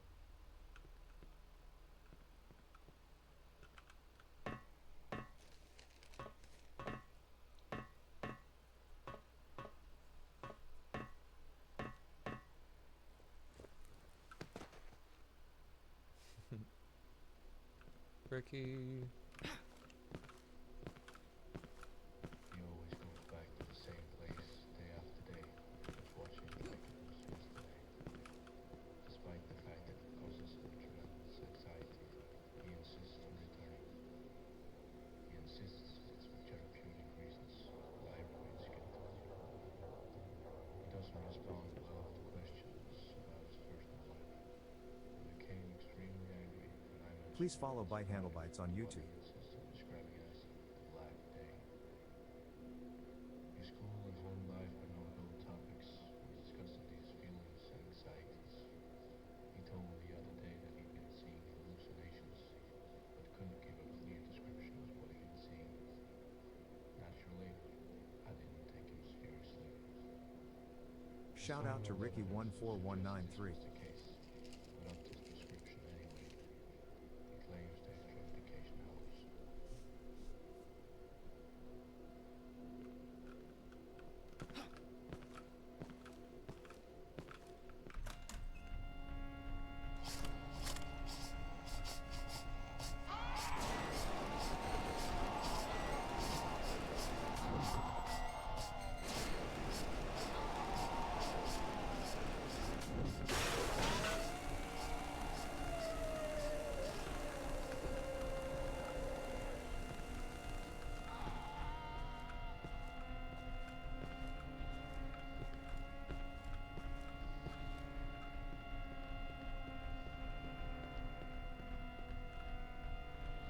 And the last bit where you run into the light, when you fall down to the total darkness, the light is kinda helping you to get out of the dark mind that you just got trapped in.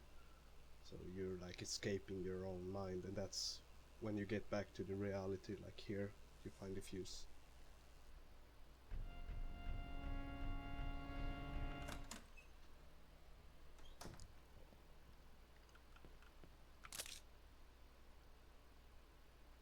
Where did we come from? Did we come out that door? I don't fucking know.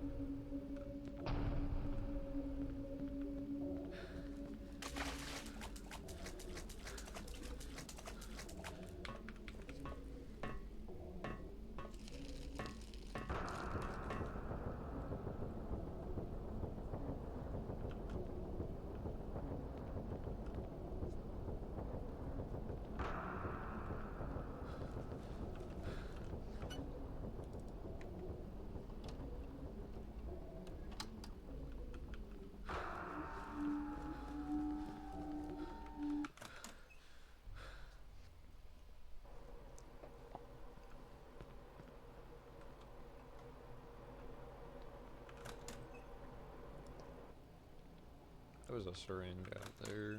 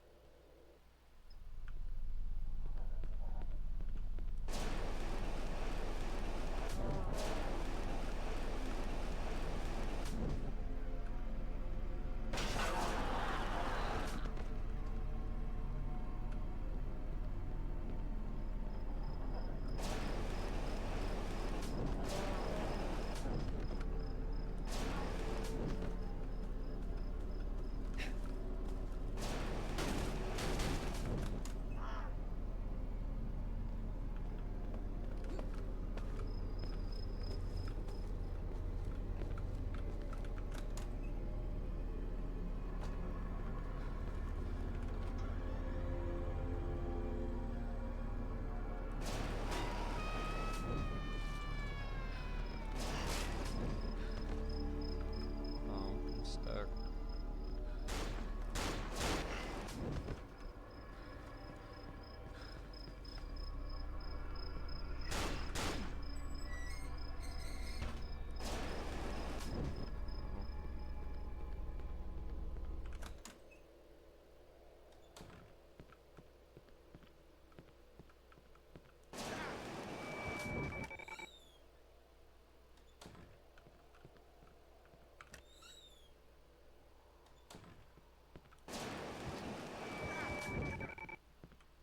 Did I die? I thought I died there.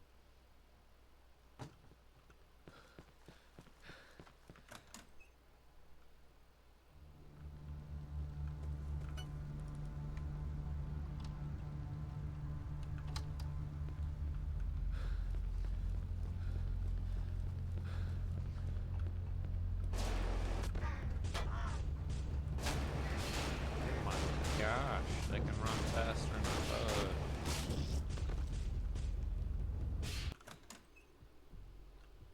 Why would I go in there?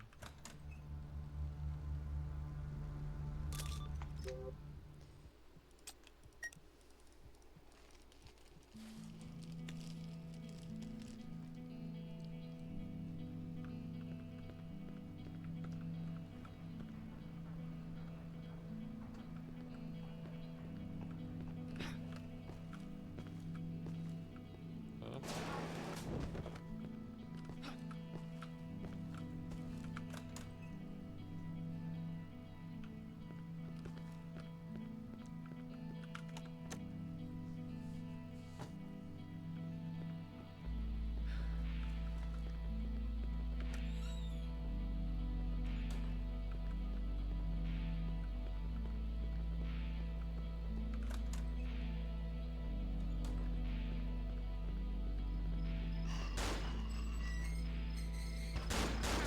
Thought he was dead.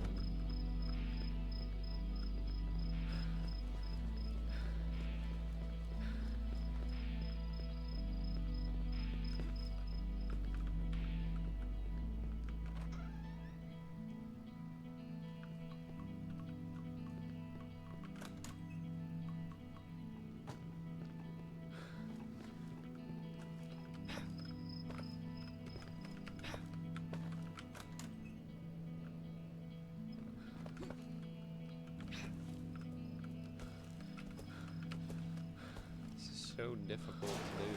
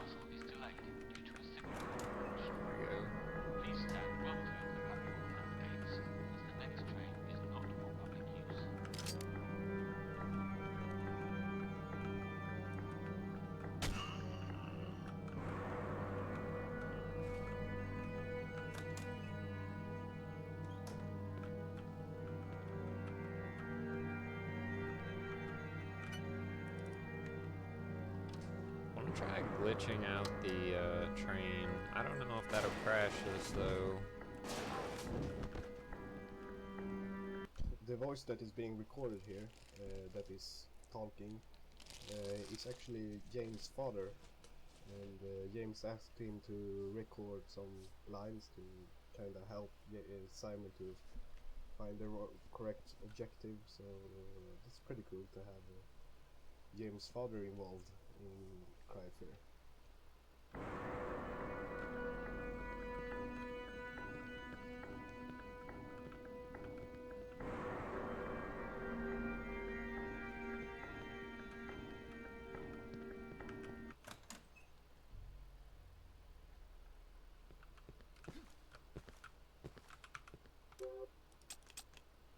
Oops.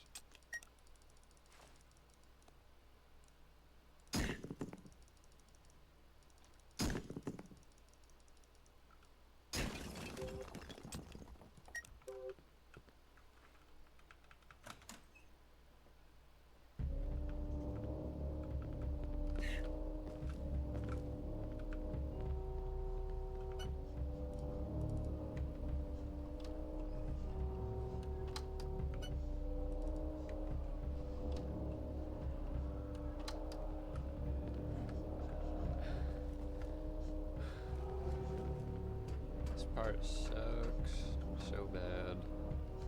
Incoming at Brand. Damn.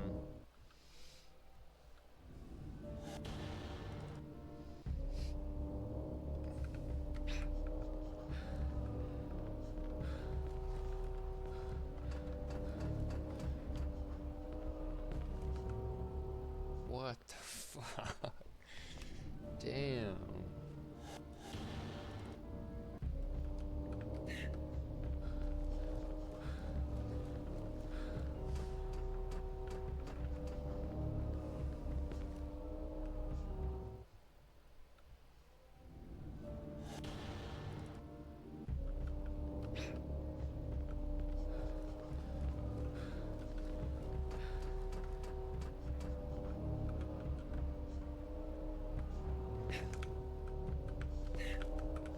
There we go.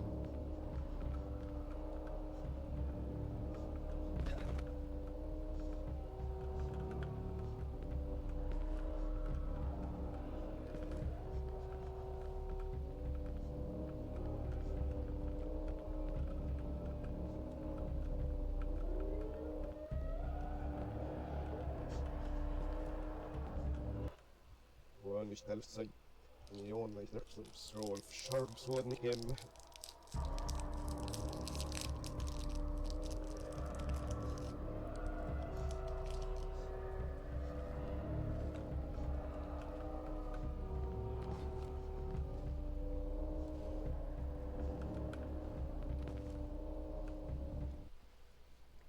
Damn.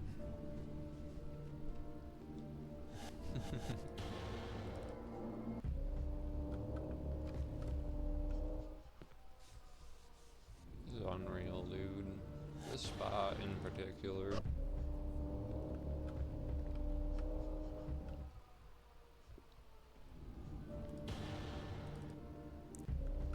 I should have waited to eat this until after I got that.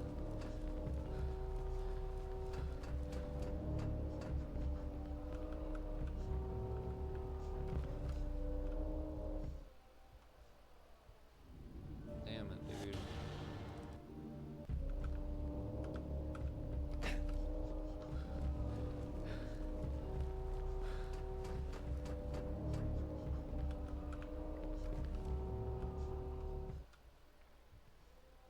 I've watched so many people do this the first time.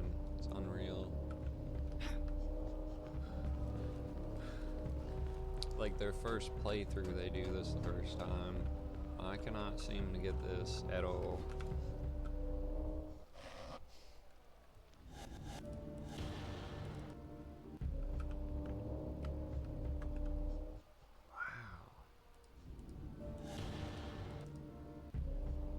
Where the fuck did I get a syringe from?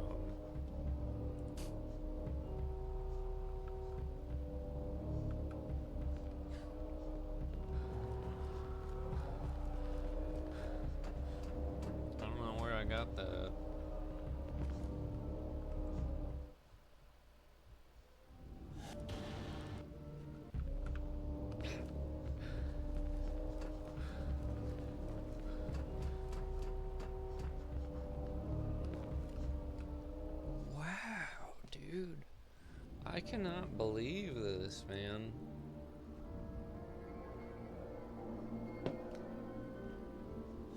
Was right at the end, too.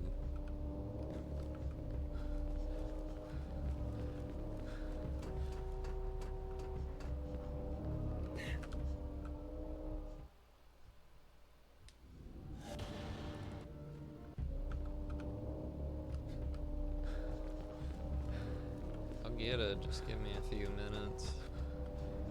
It's like that statue in the park.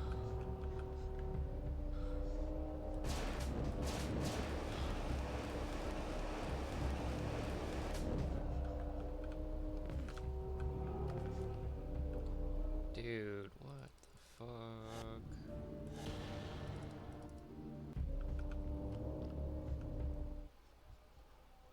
I feel like my spacebar doesn't work right. Like, I've said that before, but I feel like it's not.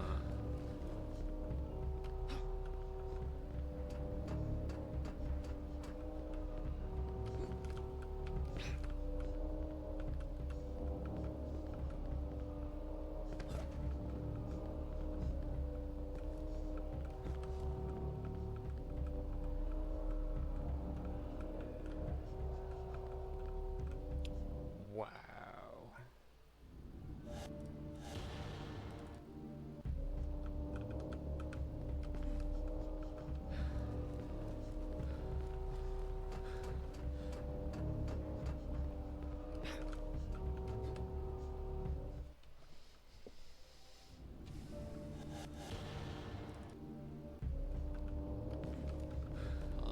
I guess you can add an extra hour to my 4-hour idea. Literally, this is insane. Like, I'm hitting both of them.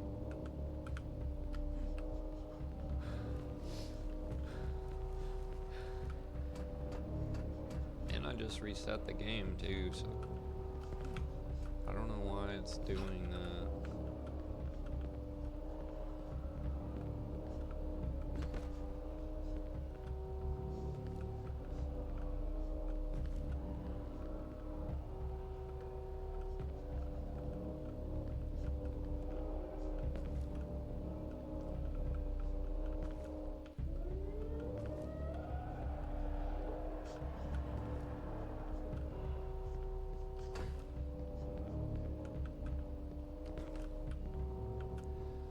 Wow. Fuck.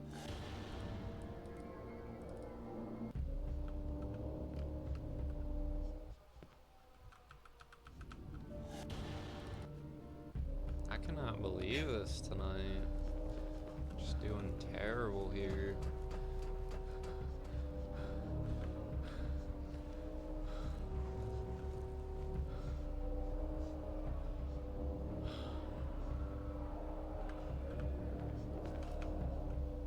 Oh my god.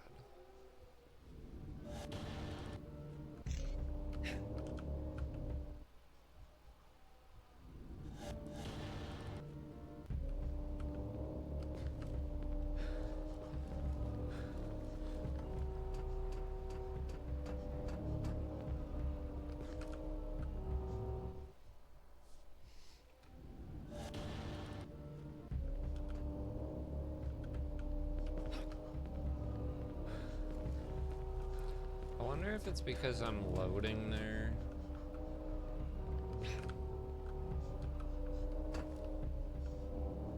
Like that spot, it's like it doesn't dash.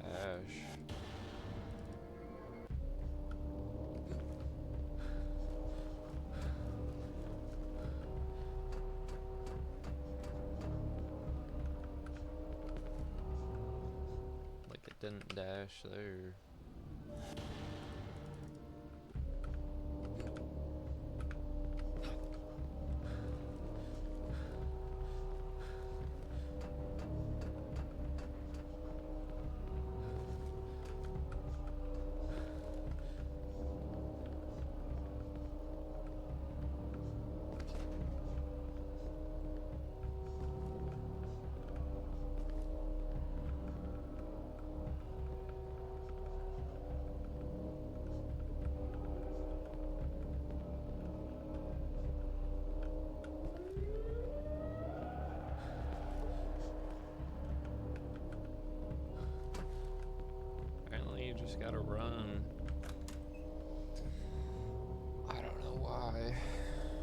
couldn't get that. I've done Those that corridors here like a are million times. very interesting for me because I had this dream where I was sitting in a mental hospital and I was watching out for the windows.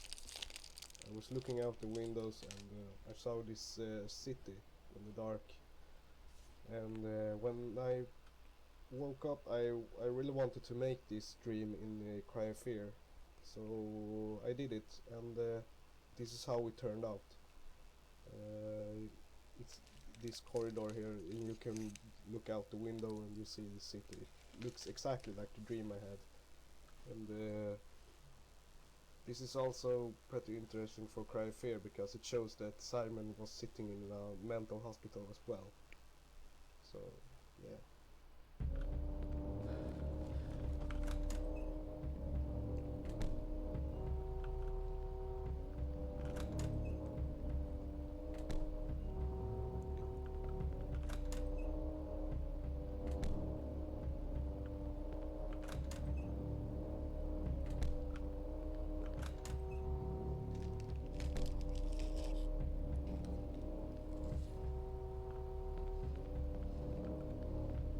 This following sequence where you are getting chased by those upside down guys.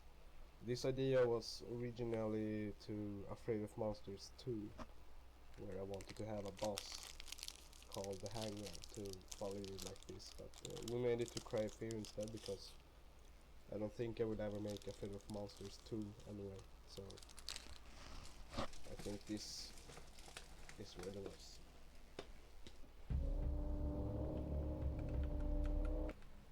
This is something that I still class as a boss area, but it's slightly different. There's no boss pass that should indicate to players that you cannot fight these things, and instead you should run away. All you have to really do is make your way through the maze to the exit to beat it. Originally there were no indicators as to where you should be going, and it was pretty much a case of trial and error. This was too hard, so Andrew set out the maps on the walls that you can use to see where you are and where you should be going.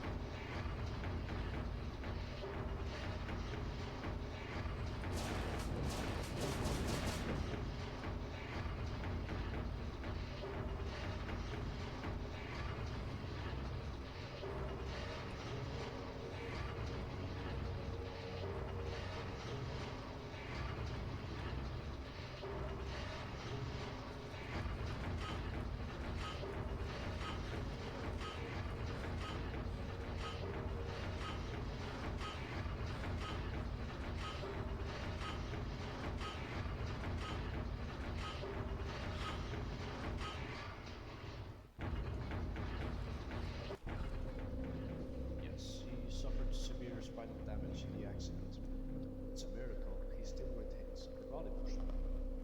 Face down, however, there is no nervous response at all, not to mention mental trauma himself. From what I can tell, Simon is a deeply disturbed individual who had mental problems even prior to the accident.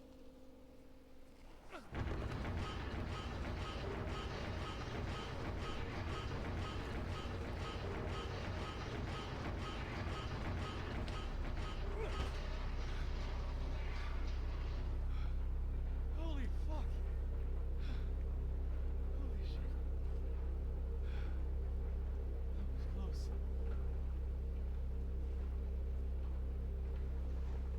Is he still there?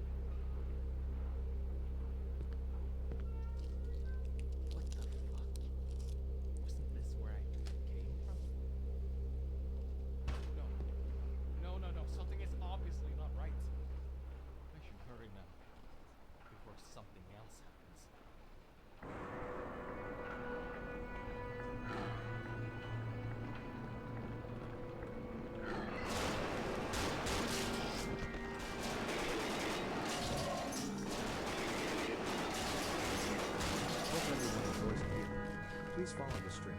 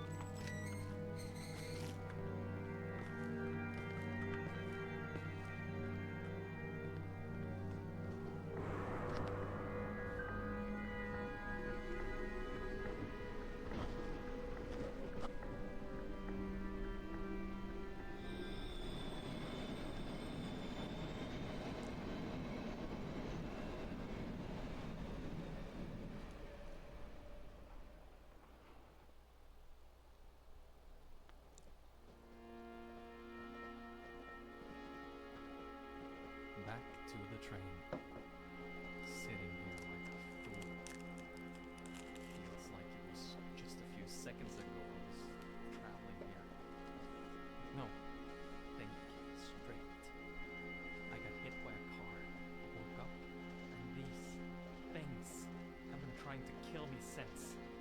I mean, what is actually happening with me? Mom keeps telling me to get home. Why? How would that solve any of the crazy shit I've seen? I can't even contact the police here. Everything is just fucked. Could it be that I'm just hallucinating? No, seriously.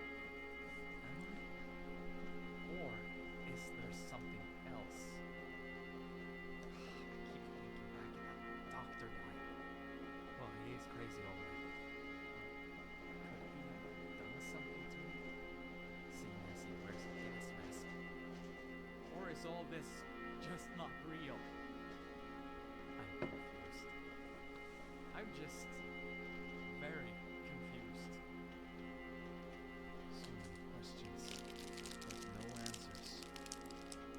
I'll see what happens when I come home.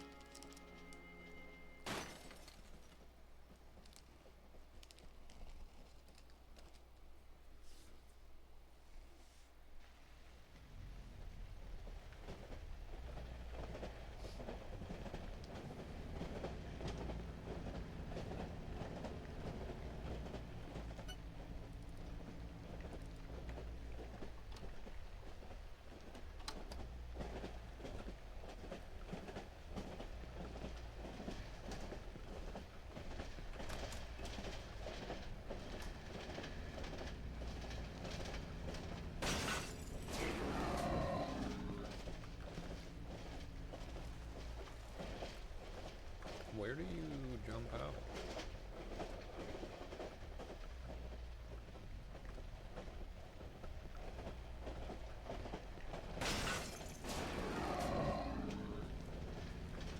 No? I don't think.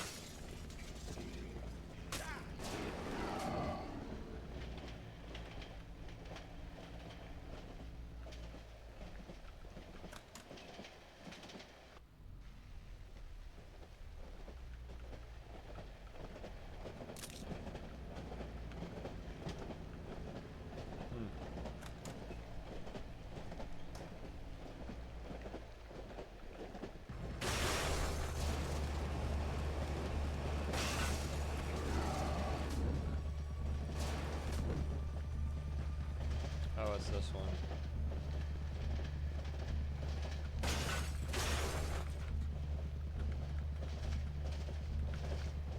How the fuck do I get it?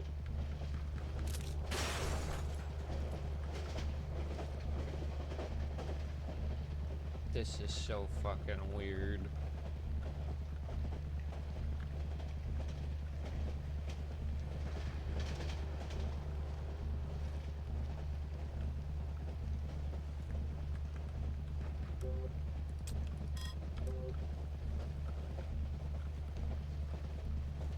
I don't know where the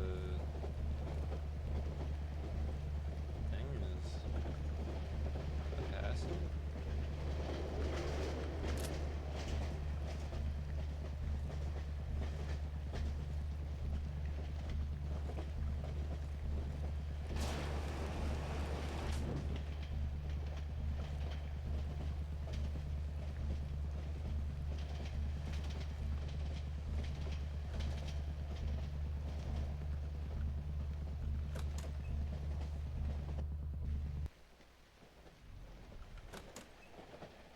That is so weird.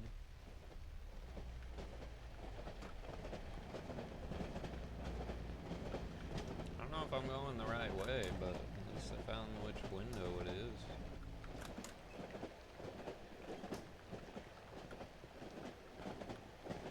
Apparently not. Incoming at break.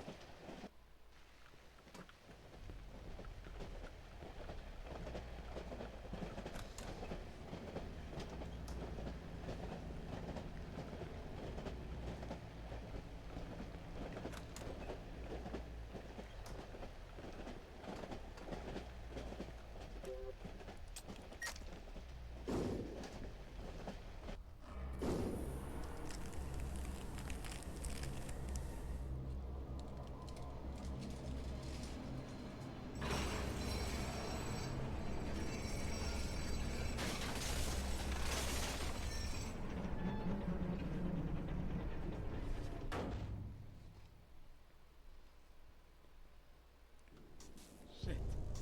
My bag.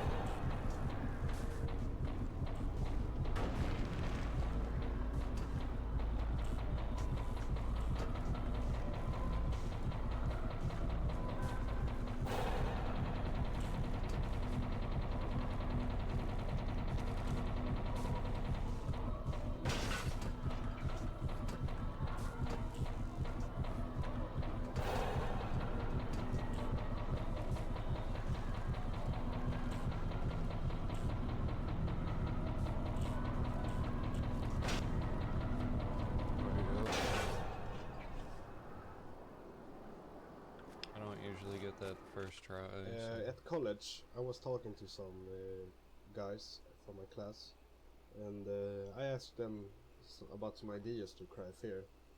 About like, I was talking to them about that I was making a train sequence. Then I asked them like, how do you think it should end?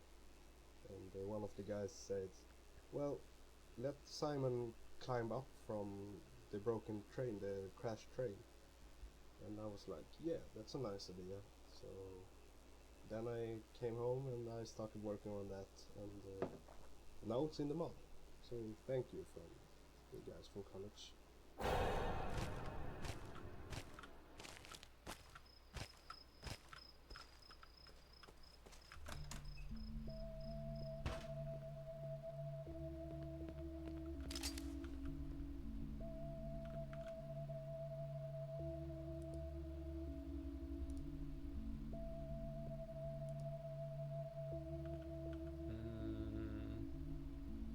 I think that's all I can really take.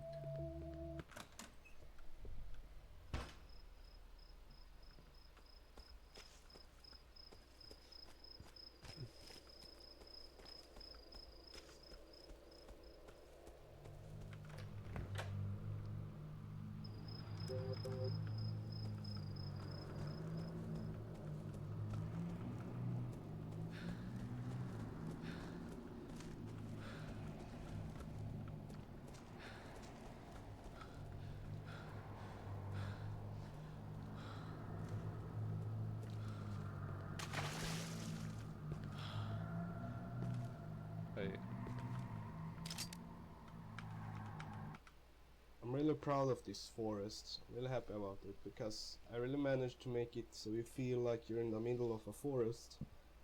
And I've always wanted to create a forest like this because it really looks like a typical Swedish forest.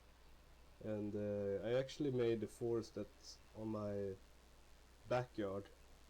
I went there and took a lot of photos, and I came home and started creating the forest. And I'm very proud of it. This is a forest I've always wanted to create. There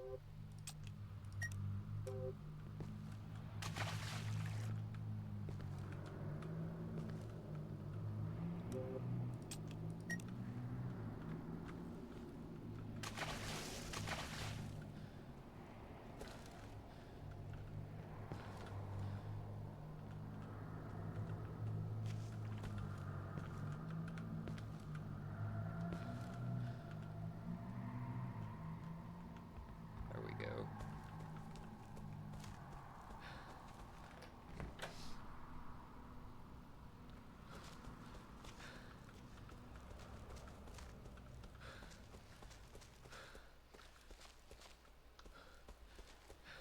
Dude, this shit took me so long when I first played this too.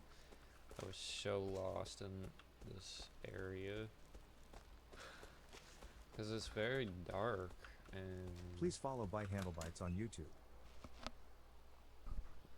it's not very straightforward where you're going.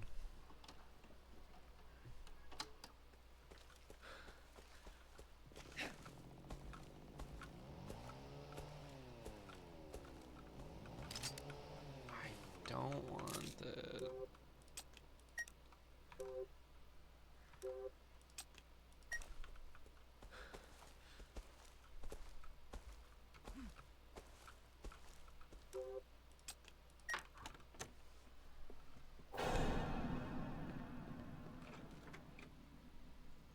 Did I just go?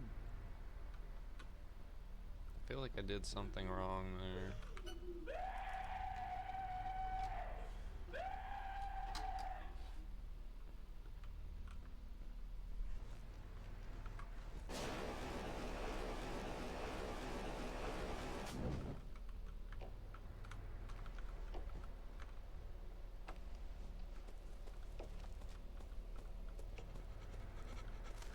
Wait, don't. I need one of them to fucking cut this thing.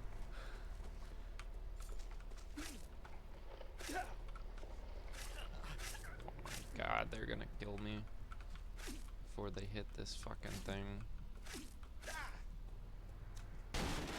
go. Oh my god. Now I'm about dead.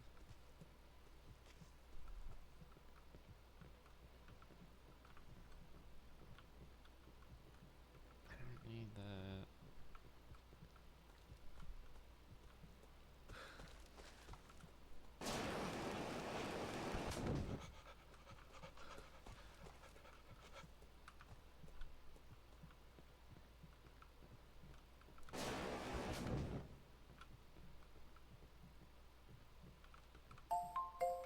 Welcome L_Chips. Chips. What up, man?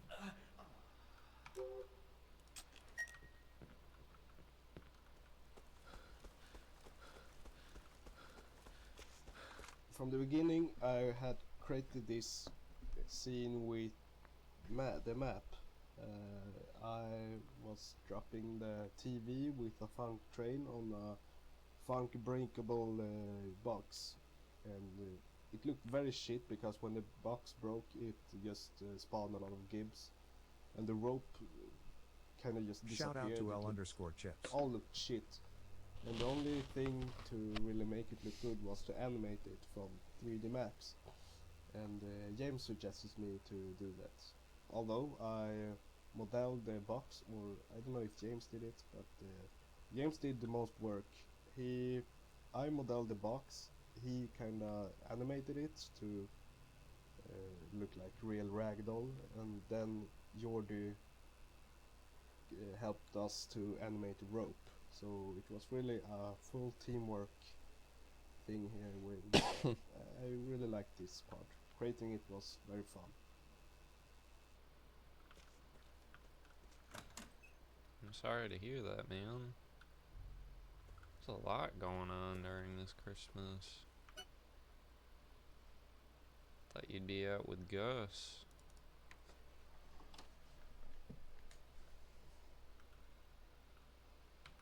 This area is pretty interesting because me and James were discussing about having enemies which was falling down from trees.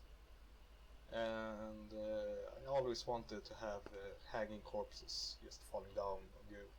I even wanted to have it in Afraid of Monsters, but now I managed to make it, and it's all scripted with mapping.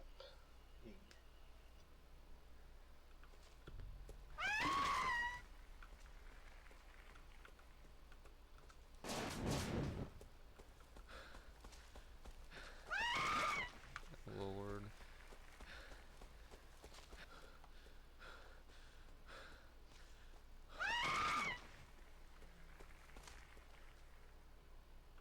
He said it was his birthday.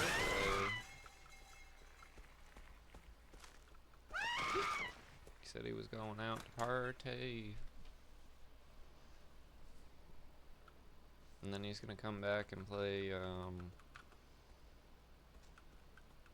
our creators.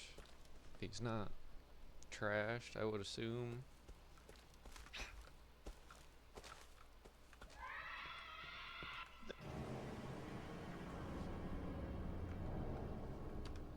The area over here was supposed to be like a realistic underground basement area, but as I was mapping, I didn't get bothered making it realistic, so I just made it unrealistic with this nightmare section.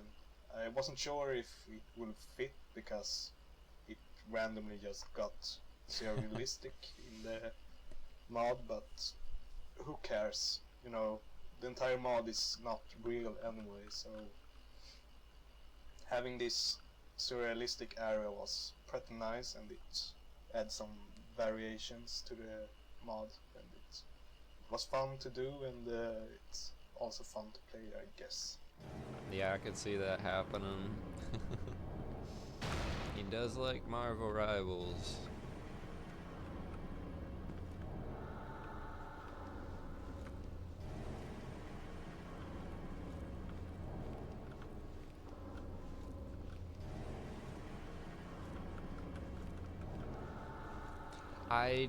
No, I didn't, but I actually fought Joe Biden again in this.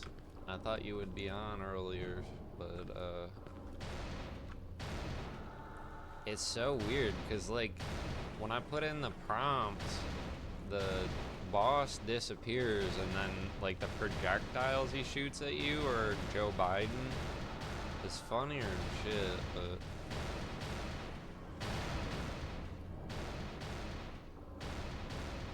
I'll have to like do a short of that or something.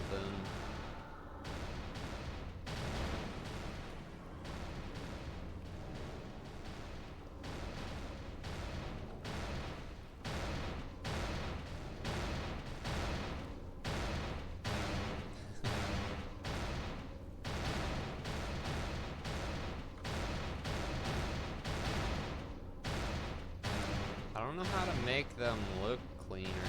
Like some of my emotes look pretty clean, but some of them look like they're too small to actually see what they are.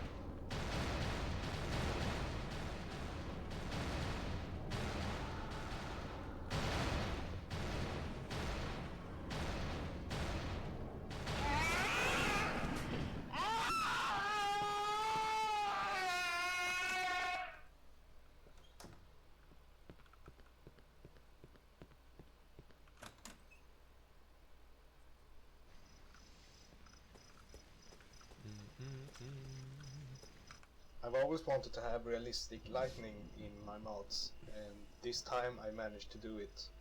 And how I made it was I recorded some real lightning outside when it was lightning, and then of the video I recorded, I stopped frame by frame and recreated it in a model. So each frame of a model, each frame of the video was a specific model, and the lightning you see in the model is the sky changing model every frame, like in the video I recorded. So I got it looking exactly like the real lightning from the video I recorded, and it was pretty tricky and also fun to do, and the result is fantastic.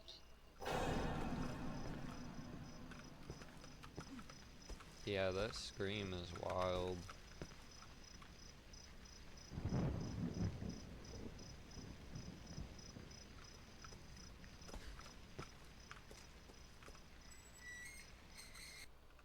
I'm gonna do this like I think like 3 more times. Welcome to Mölnberg Mental Hospital. This mental hospital is very interesting because it's a hospital from a real place, and that place is Beckomberga, and it's a mental hospital pretty close to where I live, and yes, it lies in Sweden. And in the 1930s, that hospital was the biggest mental hospital in the whole Europe at that time. And this building right here is one building of the many buildings that Beckomberga contained. And this specific building is the only building that's left from Beckomberga, because everything else has been demolished. So the interesting thing with this building is that it looks exactly like Beckomberga in real life, because I was there taking photos and stuff, and you can see in the videocast of how I made it when I went around there taking photos. So I made it in real time in videocast, so you can watch it if you're interested in how Beckomberga looked like in real life. And yeah, have a nice tour in this hospital. Yeah, I'm gonna do this I think 2 or 3 more times, and then I'm gonna start trying to speed run this too. I want to try and get like an hour. I would be content with that. I mean, I still would probably play it, but that's my goal. And then try and do the other ones. And the Afraid of Monsters game. And then I don't know what after that.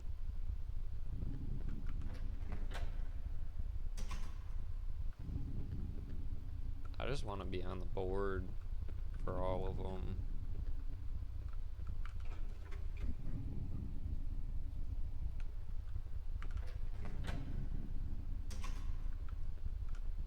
This puzzle is kind of a nod to old school survival horror games, in which almost all of them required some kind of puzzle in which you had to reroute the power.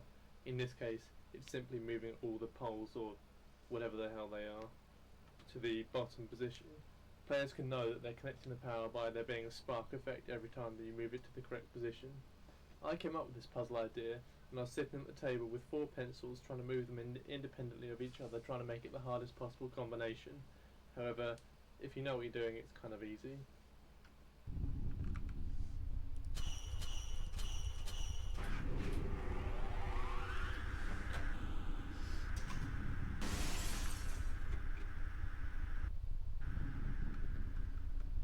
Downloaded a game the other day and I was like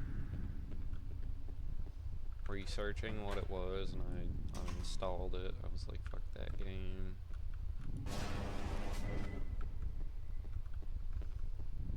The bottom floor, however, is fictional. It's all made up, and the one who designed it is James. He designed the bowling hall, the bowling alley, and the basketball arena thing. We decided to keep it as the bottom floor and the only thing that really looks like Beckomberga, the mental hospital in real life, is the other map, the first and second and third floor, and also the attic.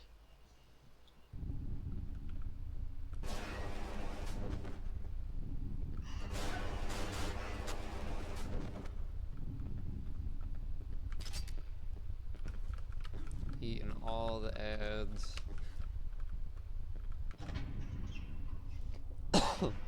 I got that on the quote thing somewhere. I don't know if it's the Pando or if it's on one of these.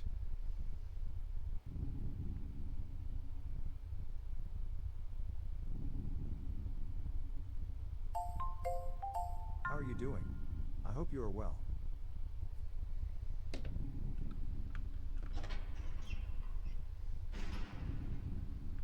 It's in one of them.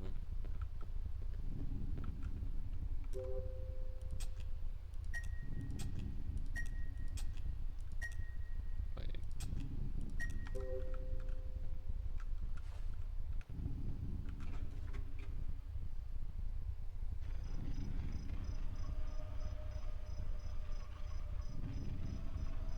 Hadn't seen that on the iPad. By having the chat open, it rounds ads on top while you're streaming. Oh, it runs the ads on top?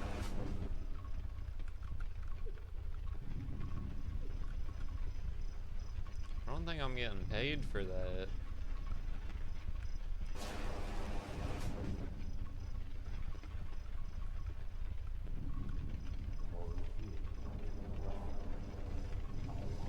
This guy's like, come here. Eat my candy.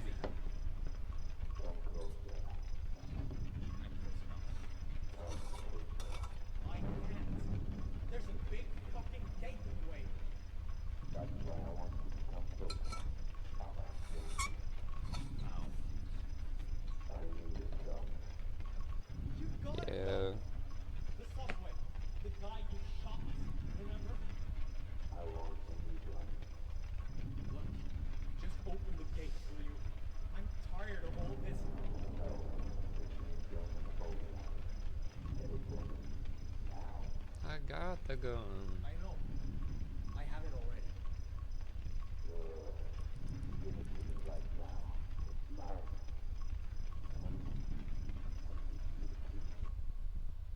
Oh, I fuck don't you. think I can trust you. I won't give you the gun. Right on.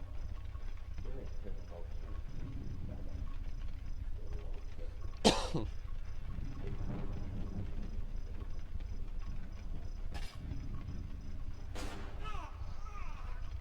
crazy bastard! I'll kill you!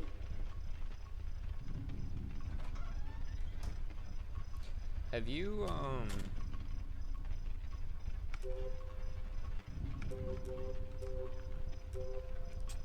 hang on. Have you ran, Nintendo 64? Like, I'm trying to figure out what the more the astute players among best you may way to realize do the that would cutscene be. where you interact with the doctor about the P345 pistol that you need to get from the bowling alley is actually different depending on whether or not you have it prior to seeing him. If you do have it when he first sees you, you tell him that you already have it and he knows about the gun in the bowling alley. If you don't, then he agrees to go and get it. It's touches like this that makes me proud to be part of the Cryophere dev team. I don't know if I should buy a Nintendo 64 or if I should just do an emulator Incoming at break.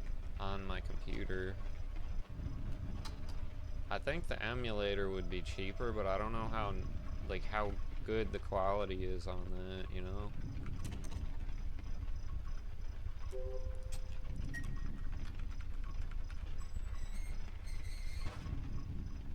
The interesting thing with this scene is that you can either choose to give the weapon to the doctor or to keep it. And what it really means with this option is that if you give the weapon to the doctor, it means you trust him. And that's why you get the good ending. And if you keep the weapon, it means that you don't trust him, of course. And that's when you kill him. That's, you know. Yeah, I'm thinking the same. This puzzle is damn nice if I do say so myself. It's in multiple parts. The first part requires getting the two halves in the numeral place, putting them together to get one of three randomized telephone codes. You then phone the number on the telephone, and that triggers a cutscene where the thick version of Simon in the opposite window holds up a board with a code on it. You then use the telescope to read what's on the board and use it to activate the keypad at the top of the asylum. The thing about this is that not only is the number on the board randomly generated, but it won't end the cutscene until the game knows you've actually looked at Simon himself with the telescope. This is done by using a simple trace line from where you're aiming with the telescope. See, he says that, but in reality, that doesn't work that well.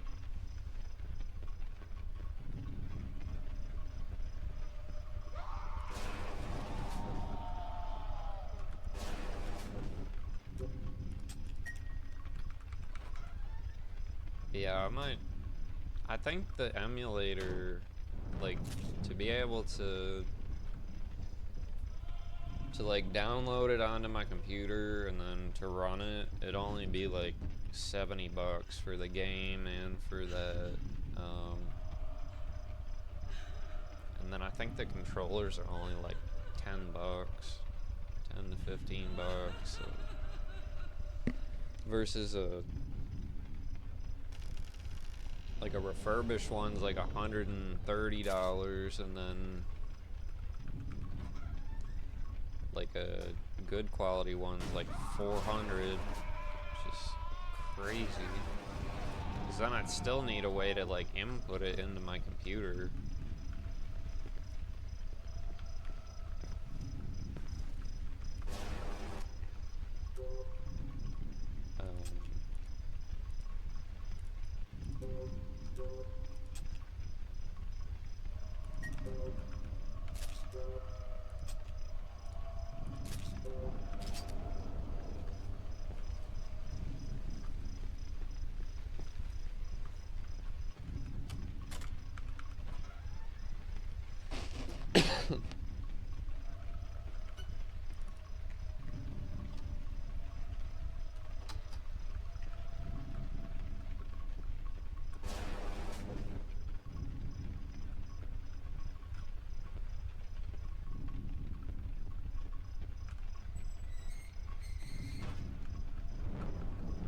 You know, this is a lot like Courage the Cowardly Dog. He's like, return the slab.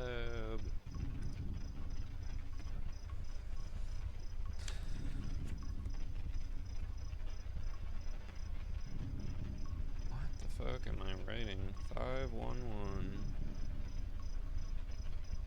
77816.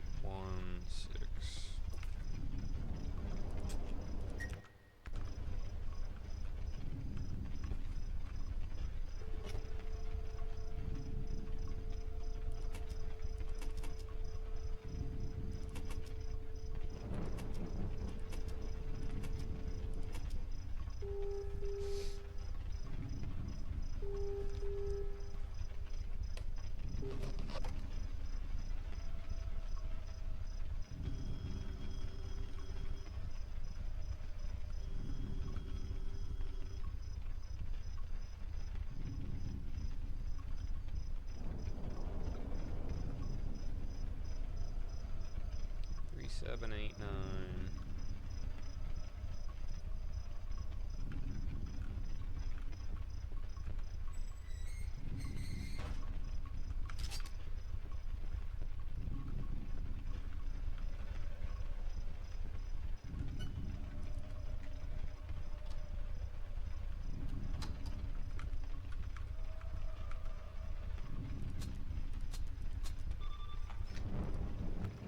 This ending isn't really the best ending, but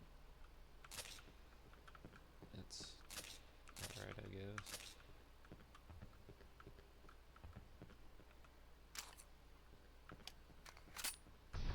There you are.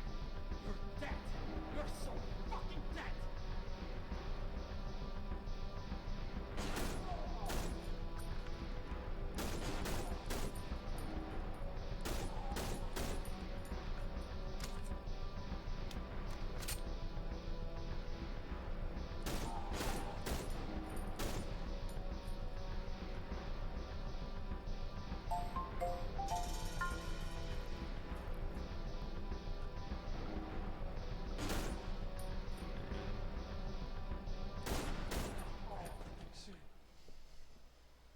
Ricky with the raid. Silent Thank you, pills Ricky. by itself won't make you feel better. You have to do something more than that. I recommend that you try a new modern treatment called cognitive therapy. What's that?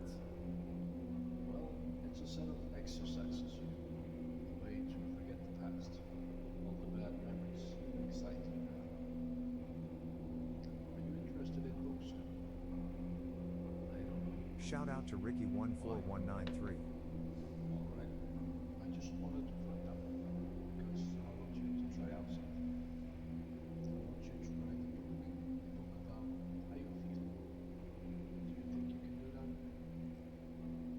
I guess so. I can try. Yeah, I'm pretty sure with that I can play most games.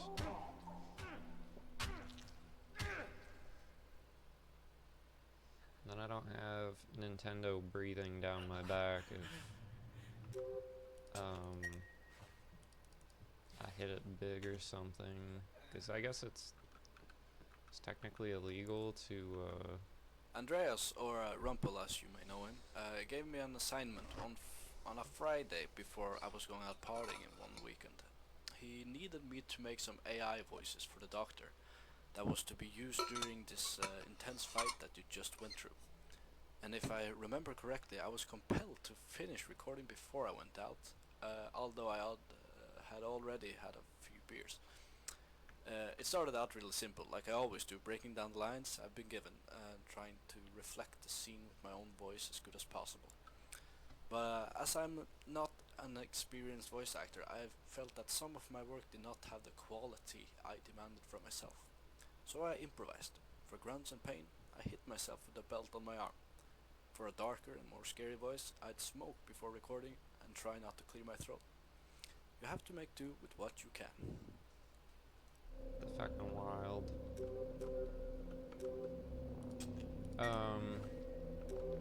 But yeah, it's illegal, I guess, to have the, I think it's the ROM of the game, so that's pretty much what you're getting from it with the, to put into the emulator.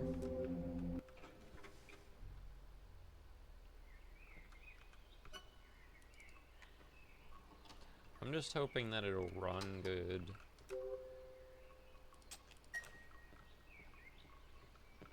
Like, I'd like to do it the right way, but I also want the game to, like, actually play.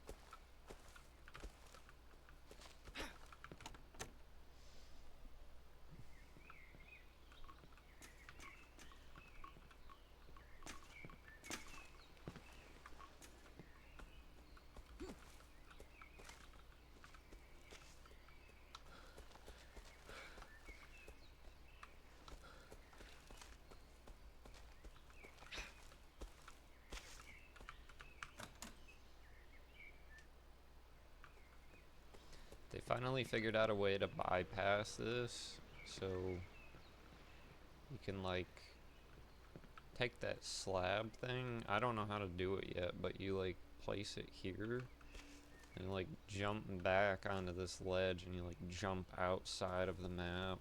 It's pretty cool. I really like this lake because it's also from a real life location, and that area is called Kyrksjön, and it lies very close to where I live. So I went there one day, actually with my dad, and I went around taking photos, and he must have thought I was pretty weird.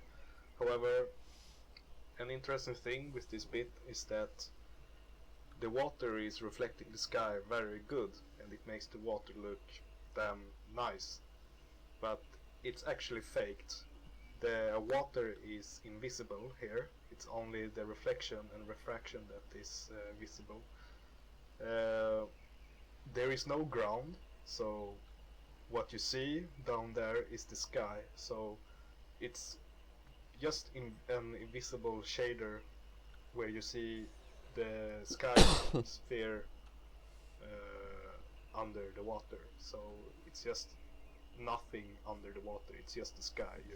It's just fake. The reflection is just faked. So, but it looks very nice, and it was pretty tricky to come up with that idea. And a lot of games do that. So this is not a cheap solution. So yes, I'm pretty pleased.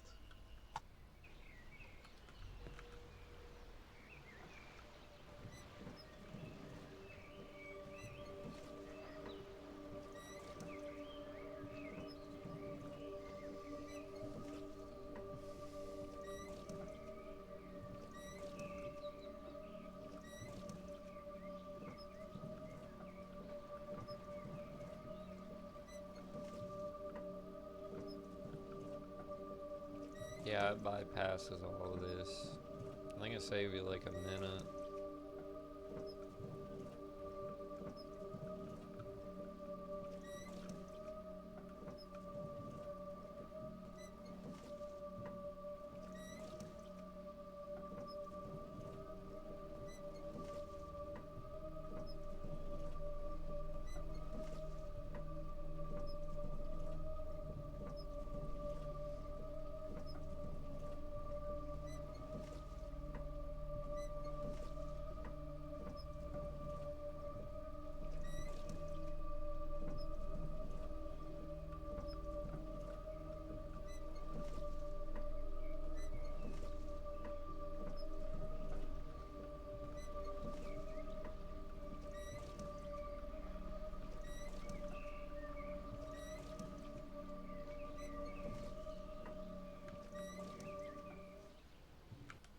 Hopefully you'll think we're copying Silent Hill 2 in this part.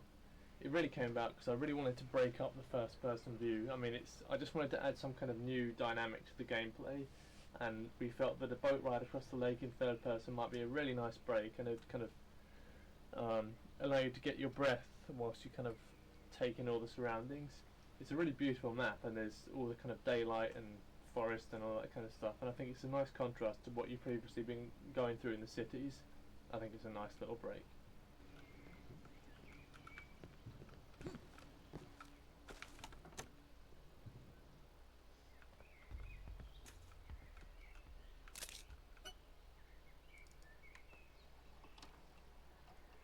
The best views.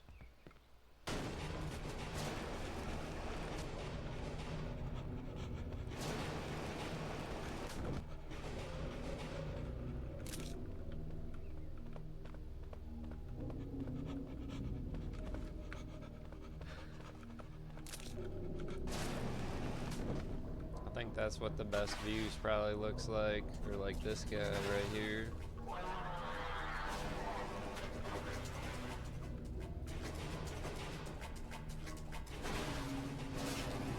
Probably that dude. The swimming parts are another way to break up the whole first-person view run and gun gameplay. This is accomplished by simply the normal half-hour swimming code, but then we also add the first-person view hands swimming, so it feels a lot nicer and kind of more different. Those of you who are a bit more astute may notice that as you pull your hands to the right, much like a normal swimming, that propels you forward. You also may notice that when you get out of the water, your sleeves are darker, and so your gloves, to simulate them being wet. They'll gradually fade back out to normal as they dry out. These are just some other really nice touches that we've got in the game. Yeah, pretty much, man. This part actually sucks. I don't like this part.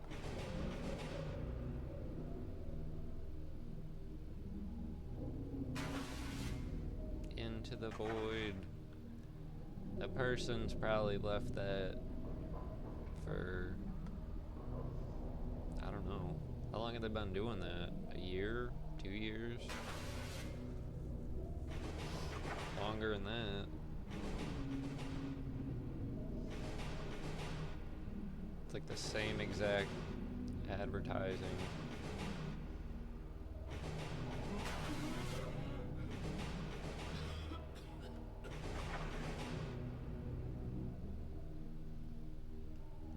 could try it, Chips.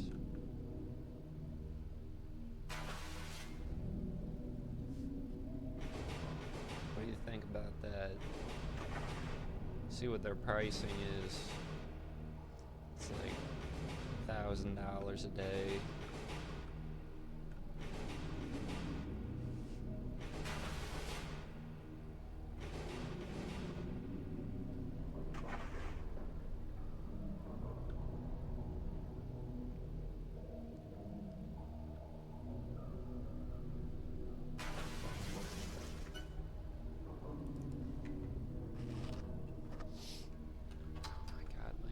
Itches so much.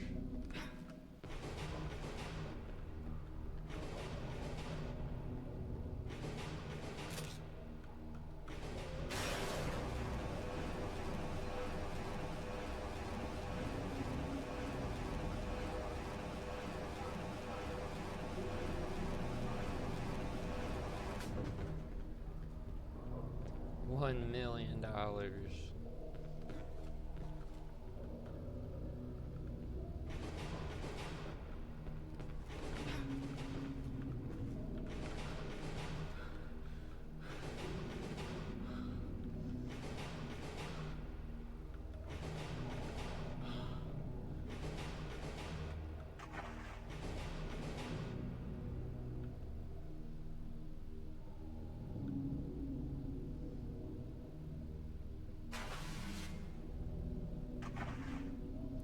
Imagine if you only got like 10 viewers from that. Like this whole time they're advertising that. You get like only a couple viewers. I don't know. It's gotta be a scam, I would imagine, but I just don't know exactly what kind of scam. Has anybody, do you know anybody that's done that?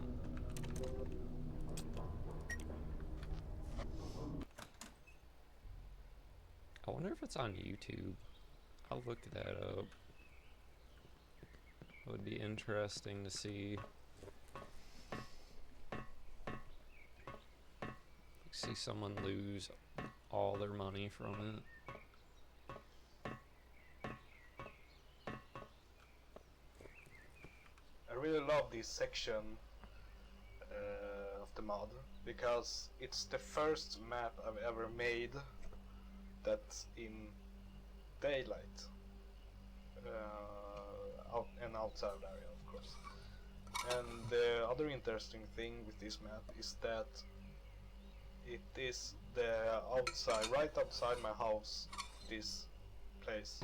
It's not really exactly the same roads and stuff, but it has the same textures and the same design as it looks outside my house.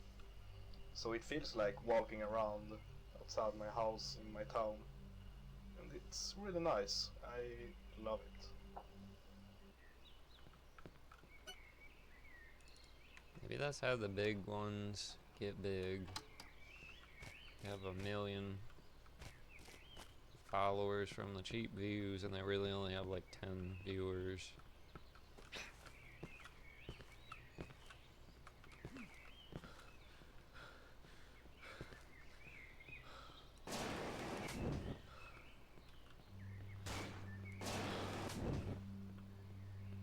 It's all a joke.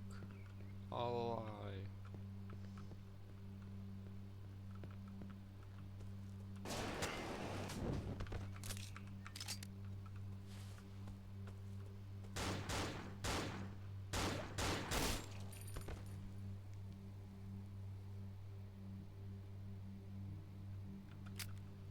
That's weird. I don't know why I have so much ammo for this. I thought he lost everything in the train wreck.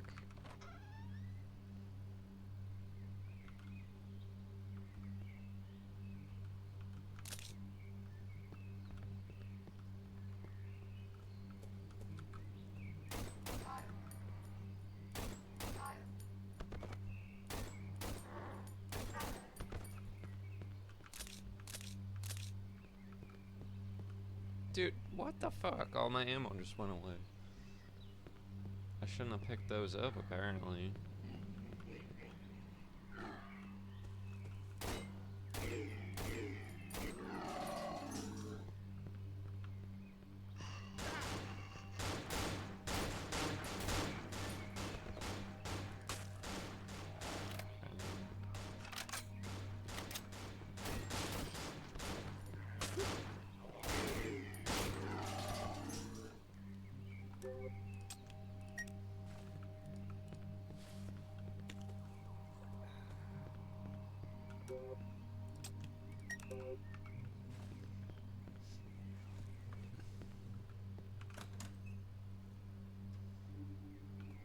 Incoming at break.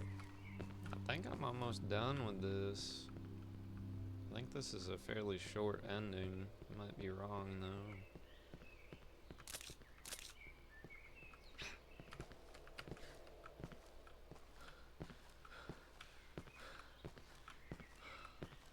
Finally home. I hope Mom's okay.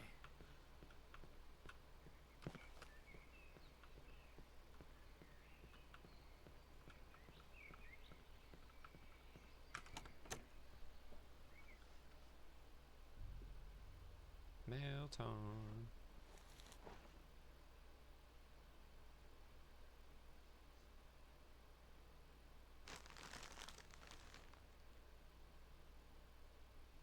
Drugs.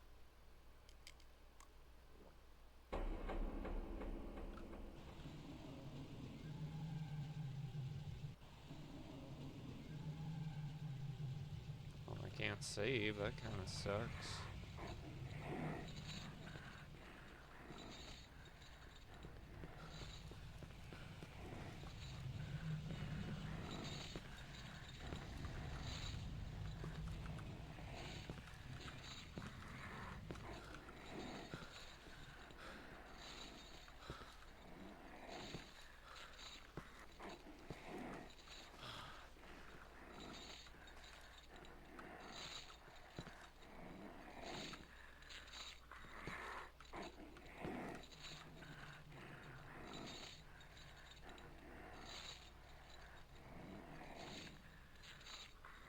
I like the artwork in these.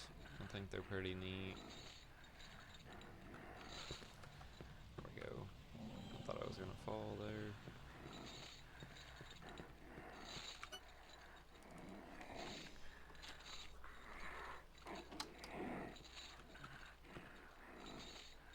Follow the red.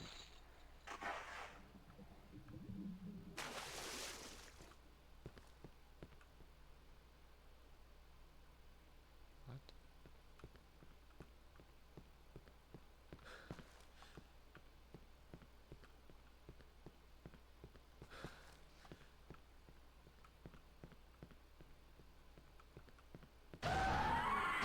Jeez.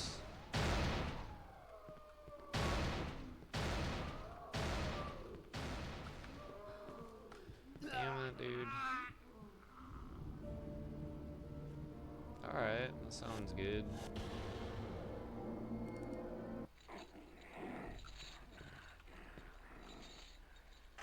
Yeah, I'm almost done with this, and then, I don't know what I'm gonna do. I might play some Modern Warfare 2. I just reinstalled that.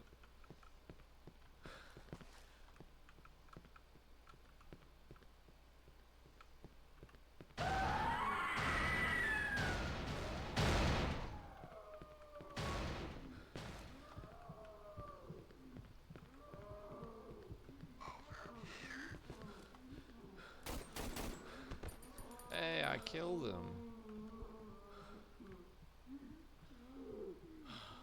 I don't know you can do that. This is exactly like Afraid of Monsters.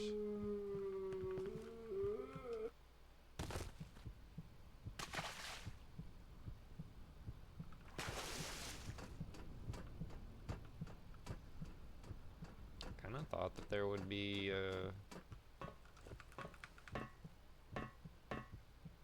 commentary in here somewhere.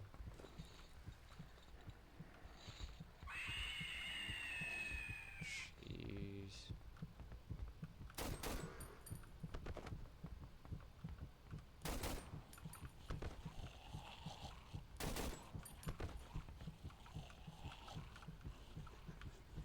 This is like a nod to that game, I think.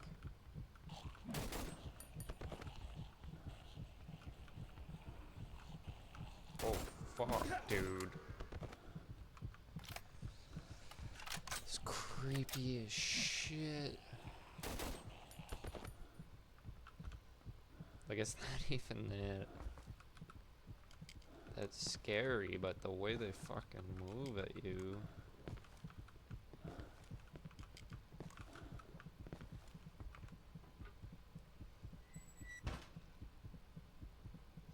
So I didn't understand this, but this is, I think this is actually a map in that game.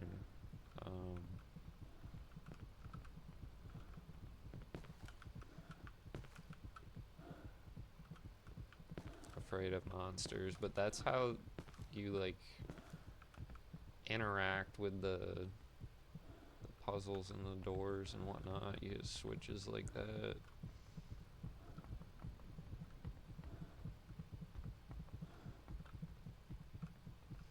I wonder what's down there then.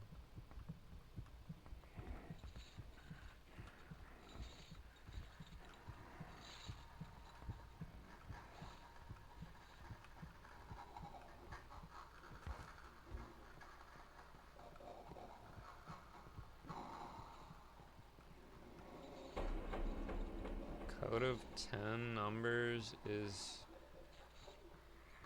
it worth it?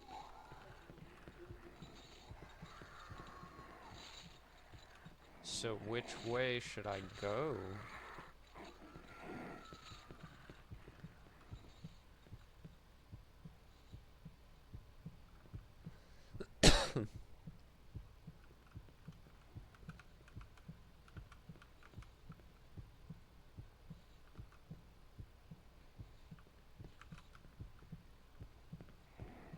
Okay, so I guess you can't go that way. Or you might come back.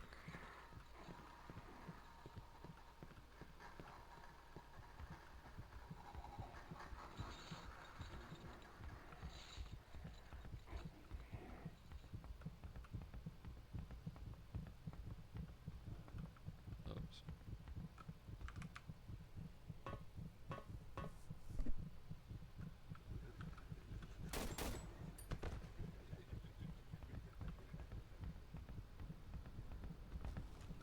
Yeah, I'm not sure what the answer is to that.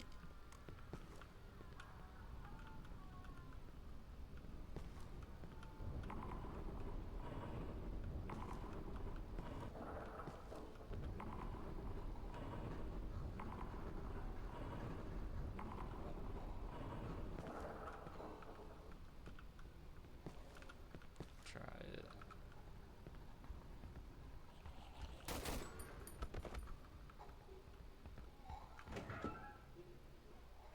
Try it after this.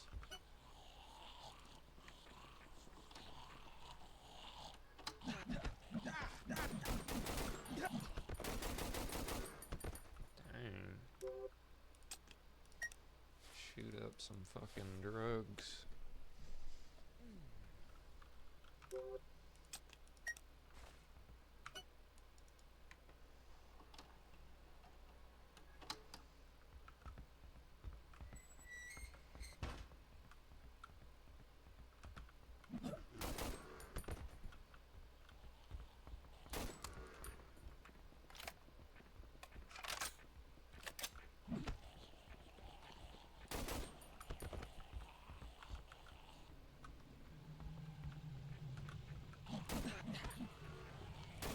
Wow, they're fucking fast, dude.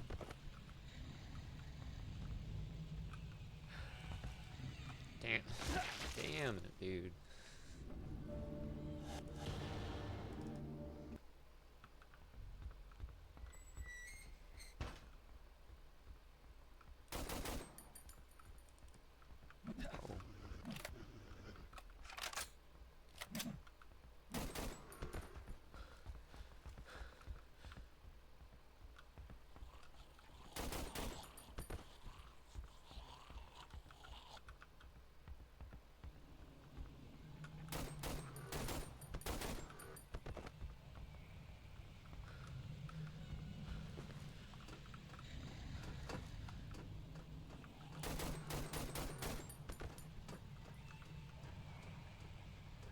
Oh.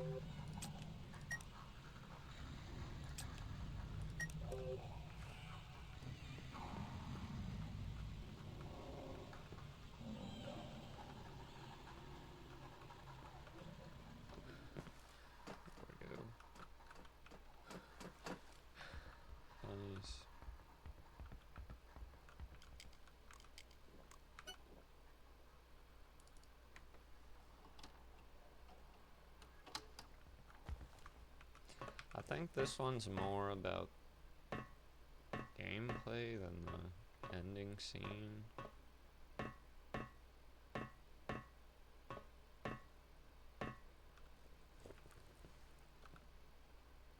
Follow the red.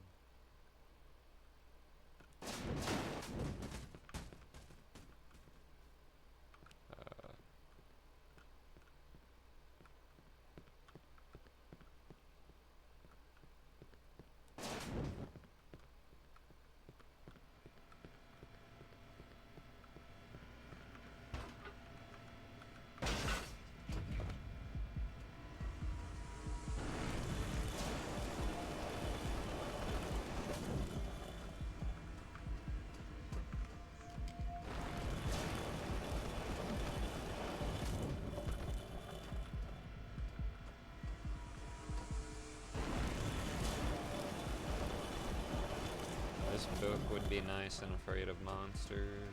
I tell you what.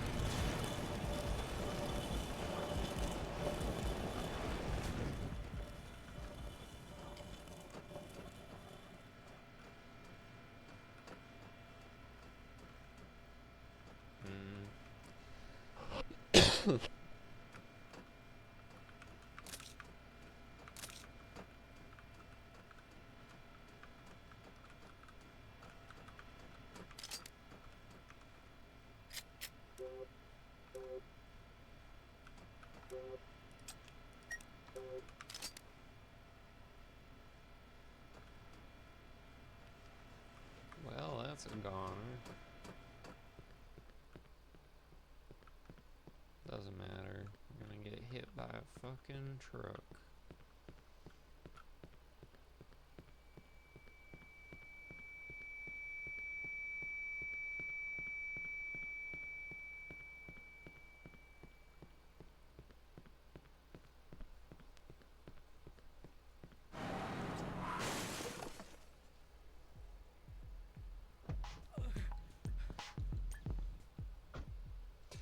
Oh, it's the character from that. You. Why? I didn't know that.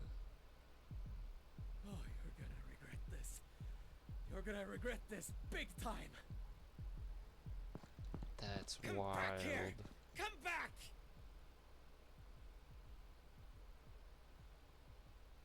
So we like merged the two games together.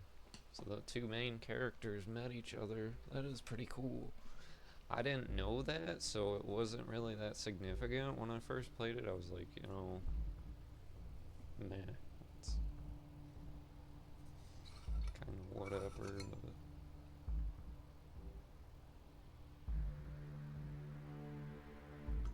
but that makes a lot more sense.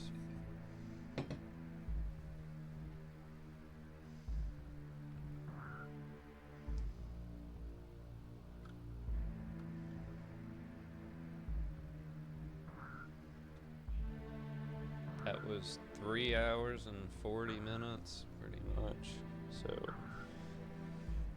So, making improvements already. And that first part, I'm gonna be able to knock out in like 10 minutes, I think. So, because I've been going slow for the narration and whatnot, but I'm surprised that there wasn't any on this, or else I missed it. But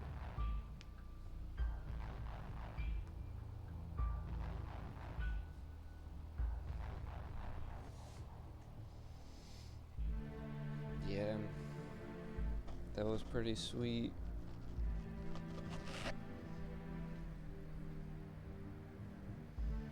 So I got 2 more endings.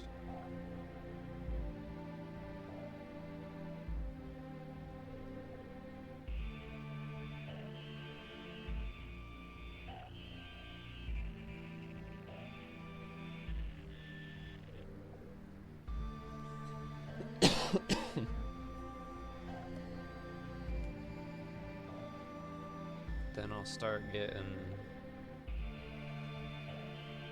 really into the speed running and whatnot on this, and I don't know, we'll see where it goes.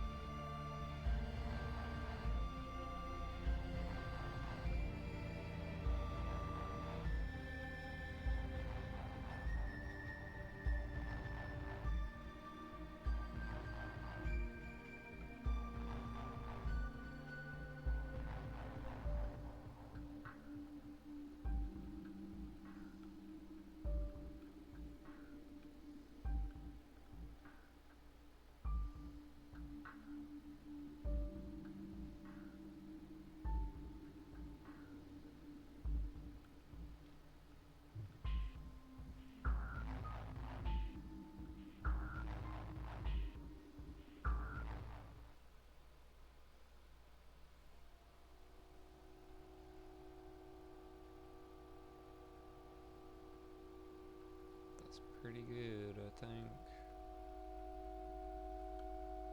Alright.